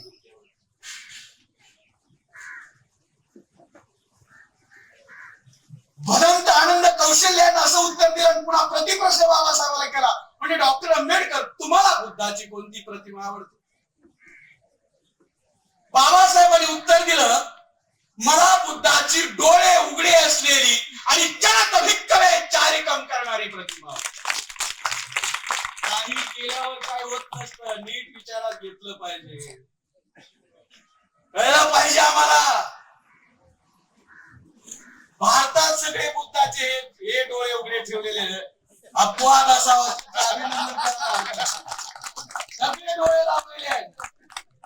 कारण चित्र बामणांनी काढली, आम्ही काढलीच नाही, आमच्या मूर्ती काढ. बाबासाहेब काय म्हणतात, जनात भिक्कवे चारिकम, पायी प्रचार प्रसार करणाऱ्या बुद्धाचे, जनात भिक्कवे चारिकम करणारी, डोळे उघडे असलेली, बहुजन हिताय बहुजन सुखाय, बहुजनाच्या हितासाठी बहुजनाच्या सुखासाठी, अत्तानुकंपाय लोकानु हिताय, लोकांच्या हितासाठी, आदि कल्याण मध्य कल्याण अंत कल्याण. हे कुठलं प्रवचन? हे पहिलं प्रवचन. सारनाथला जे 5 भिक्खूला दिलं ते पहिलं प्रवचन आहे. ती मूर्ती मला आवडते. ठीक आहे सध्या. आणि आमच्या सगळ्याच्या घरात बुद्ध ध्यानस्थ, शांत, डोळे 2 केसरी दिली तुम्ही. भदंत आनंद कौशल्य आणि इमानदार होते. त्यांनी ही गोष्ट लिहून ठेवली म्हणून आम्हाला कळालं. इमानदार असते तर लिहून ठेवली, इमानदार नसते तर लिहून ठेवली नसते. तिसरी गोष्ट, ही भिक्खू संघाच्या आचरणात का बदल करणं आवश्यक आहे? मी मोठ्या मोठ्या भिक्खूची उदाहरणं देतोय, लहानसण नाही. तिसरं, त्रैलोक्य महासंघाची स्थापना केली भंते संघ रक्षितानं. त्रैलोक्य बौद्ध महासंघाची स्थापना केली भंते संघ रक्षितानं. हा भंते संघ रक्षित भारतीय नव्हता, इंग्रज होता. एकदा भंते संघ रक्षित डॉक्टर आंबेडकरांना भेटायला आला, दादरलाच भेटायला आला. दादरला भेटायला आल्यानंतर बाबासाहेबांनी त्याला प्रश्न विचारला, म्हणजे भंते, हा बी मोठा भंते होता, याला बी शिकवायचं कसं, ही बी समस्या होती. बाबासाहेब पुढे फार समस्या होत्या. मग त्याला विचारलं, भंते कुठं काम करतात? मग भंते संघरक्षितानं सांगितलं, मी कलकत्ता या ठिकाणी महाबोधीच्या मासिकाचा संपादक म्हणून काम करतो. जसंही महाबोधीचं नाव घेतलं भंते संघरक्षिताने, बाबासाहेब रागानं लालबुंद झाले, त्याच्या अंगावर मुठी आवळून गेली आणि म्हणाले, तू त्या महाबोधीचं काम करतोस ज्या महाबोधीचा अध्यक्ष श्यामाप्रसाद मुखर्जी हा बंगाली ब्राह्मण आहे, आणि तो बंगाली ब्राह्मण काय भारतात बौद्धाचा प्रचार करेल? ही गोष्ट भंते रंगरक्षिताने लिहून ठेवली. ते बी इमानदार. पुस्तक आहे, पुस्तकाचं नाव डॉक्टर आंबेडकर अँड बुद्धिझम, पुस्तकात लिहून ठेवलंय. हे नागपूर आहे. नागपूरच्या जवळ चिंचोली नावाचं गाव आहे. या चिंचोलीला वामनराव गोडबोलेंचा परवा मृत्यू झाला. 4-5 महिन्यापूर्वी. बाबासाहेबांचे फार विश्वासू होते आणि धर्मांतराच्या चळवळीमध्ये मोलाचं योगदान त्यांनी दिलं. चिंचोलीला त्यांनी 14 एकर जमीन विकत घेऊन बाबासाहेबांचं म्युझियम बांधलेलं आहे. त्यामध्ये बाबासाहेबांचा कोट, पेन, चप्पल, बूट अशा अनेक वस्तू आहेत. त्यात एक वस्तू सापडली म्युझियम मध्ये. काय सापडलं तर बाबासाहेबांनी 1953 साली बुद्धाचं एक चित्र काढलेलं सापडलं. बाबासाहेब काय चित्रकार नव्हते. शेवटी जाताना सुद्धा हे संदेश देऊन गेले. काय चित्र आहे त्या चित्राचं वैशिष्ट्य? त्या चित्रातील बुद्धाचे डोळे उघडे आहेत. बाबासाहेब मेसेज काय देऊ इच्छितात? म्हणून आम्ही ह्या गोष्टी मित्र हो जाणीवपूर्वक लक्षात. लोकांमध्ये गेला तर इतर जाती बांधव काय म्हणतील? हे काशाय वस्त्रधारी आमचा नाही. समस्या काय आजची? आमचा. आणि त्याच्याजवळ तुमच्या मुक्तीचा विचार आहे, लाख क्रांतिकारक विचार आहे, पण ते काय म्हणतात? आमचा नाही. जर आमचा नाही म्हणल्यावर तो ऐकायला जवळ येईल का? येणार नाही. जवळ आला नाही तर ऐकेल का? ऐकणार नाही. ऐकलं नाही तर दुःखमुक्त होईल का? होणार नाही. तुमच्याजवळ लाख विचार आहे, पण तुमचा तो ऐकत नाही, कारण तुमच्या जवळ येत नाही. का जवळ येत नाही? हे नको, ते आपला भिकू नाही, तो आपला माणूस नाही. आपला आहे पण त्याला परका वाटतो. ही आजची समस्या. मूळ समस्या भारत बौद्धमय होत नाही, याची आजची समस्या मूळ समस्या आहे. आणि म्हणून या समस्येवरती आम्ही शिकलेल्या लोकांनी विचार केला पाहिजे. ही गोष्ट मी फार मोठा ताकदीचा माणूस, तर आम्हाला सुद्धा रणनीती बनवावी लागेल, कार्यक्रम बनवावा लागेल, धोरण आखावं लागेल, उद्दिष्ट निश्चित करावं लागेल आणि ते उद्दिष्ट लक्षात ठेवून, कीप इन माइंड, डोक्यात ठेवून आम्हाला काम करावं लागेल. जर आम्ही असं काम करू शकलो तर यशस्वी होऊ, अन्यथा नाही. तिसरी गोष्ट, बाबासाहेबांनी असं त्रिसूत्रीमध्ये सांगितलं, जर भारत बौद्धमय करायचा असेल तर to set up world Buddhist centre. काय करावं लागेल तुम्हाला? विश्व बौद्ध संघ स्थापन करावा लागेल. बाबासाहेबांनी म्हटलंय. का विश्व बौद्ध संघ? तुम्हाला माहिती, युनायटेड नेशन्स ऑर्गनायझेशन कशासाठी निर्माण झालं? त्यांचा उद्देश काय माहितीये? युनायटेड नेशन्स ऑर्गनायझेशनचा उद्देश आहे न्याय, स्वातंत्र्य, समता आणि बंधुत्व यावर नवे जग निर्माण करणे. नीट लक्षात घ्या. युनोचा उद्देश काय? न्याय, स्वातंत्र्य, समता आणि बंधुत्व यावर नवे जग निर्माण करणे. आणि बाबासाहेबांचा उद्दिष्ट न्याय, स्वातंत्र्य, समता आणि बंधुत्व यावर नवा भारत, नवा समाज, नवे राष्ट्र, नवा देश. म्हणजे बुद्धाचं तत्व युनोनी सुद्धा मान्य केलेलं आहे. बुद्धाच्या तत्वाला युनोनी सुद्धा समर्थन दिलेलं आहे. परंतु युनोच्या काही मर्यादा आहेत. युनो प्रत्येक देशाच्या कारभारामध्ये हस्तक्षेप करू शकत नाही. आणि म्हणून आम्हाला जगामध्ये सुव्यवस्था निर्माण करायची असेल तर आम्हाला विश्व बौद्ध संघ स्थापन करावा लागेल. हे करायचं म्हणजे काय करायचं? आज भारत सोडून 37 देशामध्ये बुद्ध लोक आहेत, बुद्धिस्ट राष्ट्र 37 आहेत. त्या देशात जाऊन एवढंच सांगायचं. काय सांगायचं? की भारतातील युरेशियन ब्राह्मणांनी भारतातील बौद्धांना शूद्र आणि अतिशूद्र आणि अस्पृश्य आणि गुलाम बनवलं. एवढंच सांगितलं. काय केलं? युरेशियन ब्राह्मणांनी भारतातील बौद्धांना, काय म्हणतो नीट बघा, भारतातील बौद्धांना शूद्र बनवलं, अतिशूद्र बनवलं, अस्पृश्य बनवलं, गुलाम बनवलं, नीच बनवलं, जंगलात राहायला मजबूर केलं, गुन्हेगार बनवलं. हे सांगितलं पाहिजे. असं केलं तर काय होईल? त्यांच्यामध्ये उद्वेग निर्माण होईल आणि उद्वेग निर्माण झाला तर ते लोक तुम्हाला मदत करतील. ज्यांचा मानवतावादावर विश्वास आहे ते लोक मदत करतील. ज्या राष्ट्रावर बुद्धिझमचा प्रभाव आहे ते लोक मदत करतील. एलपीजी न जे पीडित लोक आहेत फ्रान्स वगैरे सारखे, एलपीजी तिथेही समजावून सांगा, ते लोक मदत करतील. एवढंच नव्हे तर यापूर्वी जागतिक परिषदेमध्ये बोलताना डॉक्टर आंबेडकर एकदा म्हणाले होते की भारतातली जाती व्यवस्था जगाची डोकेदुखी बनल्याशिवाय राहणार नाही, जर जगाने याच्यावर विचार केला नाही तर. आज ती व्यवस्था जगाची डोकेदुखी बनू पाहत आहे. इंग्लंडमध्ये हे कार्यक्रम सुरू झाले. इंग्लंडमध्ये 50 खासदारांनी इंग्लंडच्या संसदेत याच्या विरोधात तकदील आणले. विचार करा, ही जाती व्यवस्था केवळ आमचा नाश नाही, तुमचा बी करणार आहे. हे आता सुरू झालं. ही बाबासाहेबांची त्रिसूत्री होती. कोणती त्रिसूत्री? To make a Buddhist Bible, that is Buddha and his Dhamma, to make a change in the structure and aims and objectives in the Buddha Bhikkhu Sangha. आणि तिसरं होतं to set up a world Buddhist state. Bharat बौद्धमय करण्यासाठी हा कार्यक्रम होता. आता आम्ही जो बुद्धिजीवी वर्ग आहे, जी मिलिंद प्रश्न आहे, त्या मिलिंद प्रश्नामध्ये मिलिंद राजानं नागसेनाला एक प्रश्न विचारला. अनेक प्रश्न विचारले, त्यात एक प्रमुख प्रश्न विचारला की कोणत्याही धर्माचं पतन का होतं? कोणत्याही धर्माचं पतन का होतं? त्यात नागसेनानं उत्तर दिलं, नंबर 1, जर तो धर्म मुळातच कच्चा असेल तर त्याचं पतन होतं. नंबर 2, जर त्या धर्माचा सिद्धांत महान आहे पण प्रचारक नसतील तर तो धर्म संपतो. आणि तिसरं सांगितलं, जर त्या समाजामध्ये धर्मामध्ये बुद्धिजीवी वर्ग नसेल, चर्चा करणारा वर्ग नसेल, वादविवाद करणारा वर्ग नसेल, तर्क करणारा वर्ग नसेल, प्रबोधन करणारा वर्ग नसेल, किंवा असूनही असं करीत नसेल, एकतर नसेल आणि असेल पण असं करीत नसेल, तरी धम्माचा नाश होतो. बाबासाहेब म्हणतात एखाद्या समाजाचं कल्याण झालं, विकास झाला तर बुद्धिजीवी वर्ग जबाबदार. आणि पुढे इशारा देताना बाबासाहेब असं म्हणतात, जर त्याचा सत्यानाश झाला तरी बुद्धिजीवी वर्ग जबाबदार.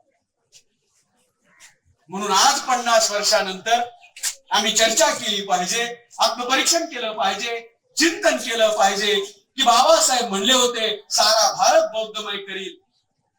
झाला नाही. आता कुणाला जबाबदार धरणार? झाला नाही याला. खर तर सामान्य लोकांनी, शिकलेल्या लोकांना विचारायला पाहिजे. आणि मला वाटतं जरा असं विचारायला पाहिजे, असं कसं काय झालं नाही असं विचार. मला वाटतं असं कळतंय का? शिकलेल्या लोकांना हित धरून विचारावं, अरे कसं काय झालं? रोज बाबासाहेबांवर बोलतो, बाबासाहेबांमुळे एसटी झाला, एसटी मुळे शिक्षण मिळालं, शिक्षणामुळे नोकरी मिळाली, नोकरीमुळे पगार आला, पगारीमुळे बंगला आला, बंगला आला की गाडी आली, फोन आला, मोबाईल आला, सफारी आली, पत आली, प्रतिष्ठा आली, सगळं आलं. आणि इकडे कसं काय झालं विचारलं पाहिजे. काही प्रमुख गोष्टी बाबासाहेबांनी 1951 ला कायदेमंत्री पदाचा राजीनामा दिला आणि 1951 ते 56 फार वेळ होता बाबासाहेबांकडे. मग त्यांनी 56 ला धर्मांतर का केलं? आमच्या लोकांना मूलभूत गोष्टींच्या सुद्धा कल्पना नाही. 5 वर्ष शिल्लक होता, 35 ला घोषणा केली ते. मग 51 ते 56 तरी काबीज होते. मग त्यांनी 51 ते 56 5 वर्ष का नाही केलं? तर 1956 ला 2500 वर्ष पूर्ण होता. कोणत्या गोष्टीला?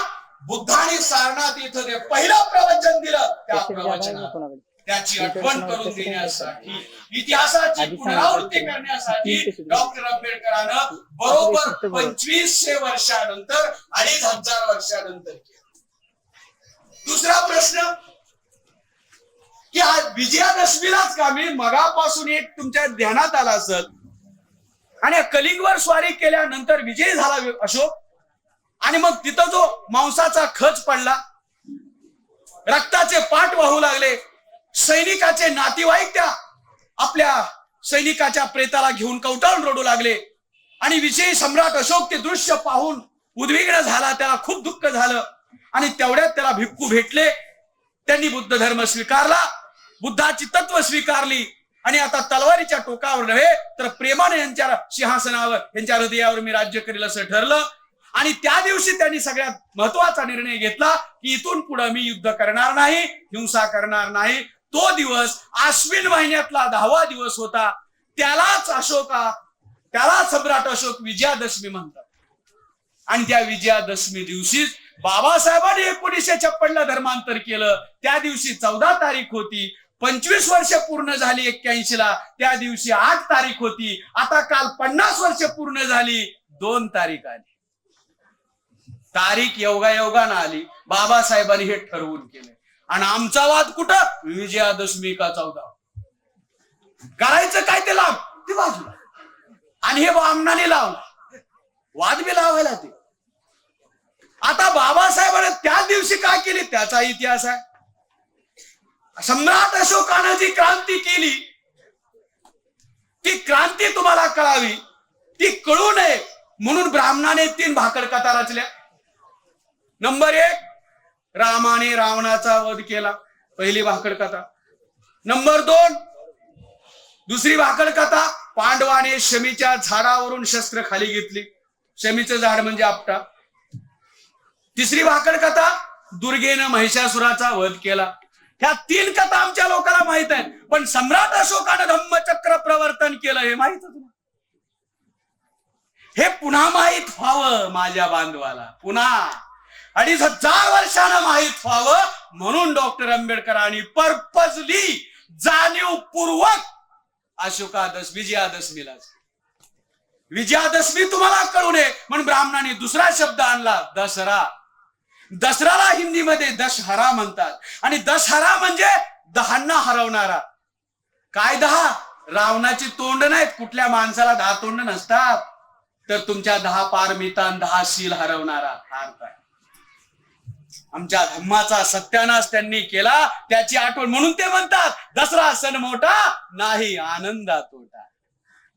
आम्ही बी साजरं करतो, आम्ही आपट्याची पानं हे कडकडून भेटते. मुसलमान आला कधी भेटायला, ख्रिश्चन हे बौद्ध, हा सगळ्या मांडलो पाहिजे, सर्व धर्म समभाव. नालायकपणा आहे हा. काही करून काय होत नसतं. आमचा सत्यानाश झालाय त्या दिवशी, आणि सत्यानाशाचे दिवस आम्ही विजयाचे दिवस म्हणून साजरे करायचे नाही केले पाहिजे. म्हणून मित्र हो, हा चिंतनाचा विषय व्हायला पाहिजे, आमच्या वर्तणुकीचा विषय व्हायला पाहिजे. कारण विचारात परिवर्तन झाल्याशिवाय कोणतंही परिवर्तन जगामध्ये शक्य नाही. जे लोक विचार परिवर्तन करतात तेच पुढे जातात. जगामध्ये इतर देशात जपान हे बुद्धिस्ट राष्ट्र आहे. 1817ला सामुराई जातीनं तिथलं वर्चस्व सोडलं आणि बुद्धिस्ट झाला. त्यांच्याकडे वाकड्या नजरेनं पाहण्याची कुणाची हिंमत नाही. असे अनेक राष्ट्र, 37 राष्ट्र आहेत भारतामध्ये, जगामध्ये. म्हणून आमच्यामध्ये कट्टरत्व आलं पाहिजे. आम्ही जसं बोललो तसं वागलं पाहिजे. तथागत काम माहिती, बुद्ध हे जगातील सर्वात मोठे मौखिक प्रचारक होते. मौखिक. मरताना 80व्या वर्षी सुद्धा एका माणसाला दीक्षा दिली. मरताना, आम्ही म्हणतोय रिटायर झालाय, फारच थकलाय, त्यांनी मरताना पण दिली. हो, हे शिकलं पाहिजे ना आम्ही. आणि शेवटी मग त्याला मरताना दीक्षा दिल्यानंतर पुन्हा आनंदाला बुद्ध म्हणाले, आनंदा आता माझं महापरिनिर्वाण जवळ आलंय, मी आता महापरिनिर्वाण माझं होणार आहे. आणि मग चुंद लोहाराच्या घरी डुकराच्या मांसातून त्यांच्यावर विश्वासा झाली आणि मग मृत्यू झाला, महापरिनिर्वाण झालं. मरताना सुद्धा दीक्षा दिली बुद्ध. थकले नाहीत बुद्ध. बुद्धाने जी व्यवस्था उभी केली होती तीच व्यवस्था बाबासाहेब पुन्हा उभी करू इच्छित होते. बुद्धाने शूद्राची लढाई लढली, शूद्र त्यांच्या पाठीमागे गेले. बाबासाहेबांचं जर संविधान पाहिलं तुम्ही, 341 कलमानुसार SC 1700 जाती 15% लोकसंख्या, 342 कलमानुसार ST 750 जाती 7.5% लोकसंख्या, 340 कलमानुसार OBC 52% लोकसंख्या, 3743 जाती, आणि महाराष्ट्रामध्ये 272. फक्त 46 कलमानुसार गुन्हेगार जाती 198 जाती, 25 ते 29 कलम धर्मांतरित लोकांसाठी, आणि हिंदू कोड बिल महिलांसाठी. काय याचा संकेत आहे? हे संविधान टाहो फोडून सांगताय, टाहो फोडून. अरे यांना एक करा. आम्ही लोक भाषण करताना म्हणतो, जर संविधानाला हात लावला कलमच करू.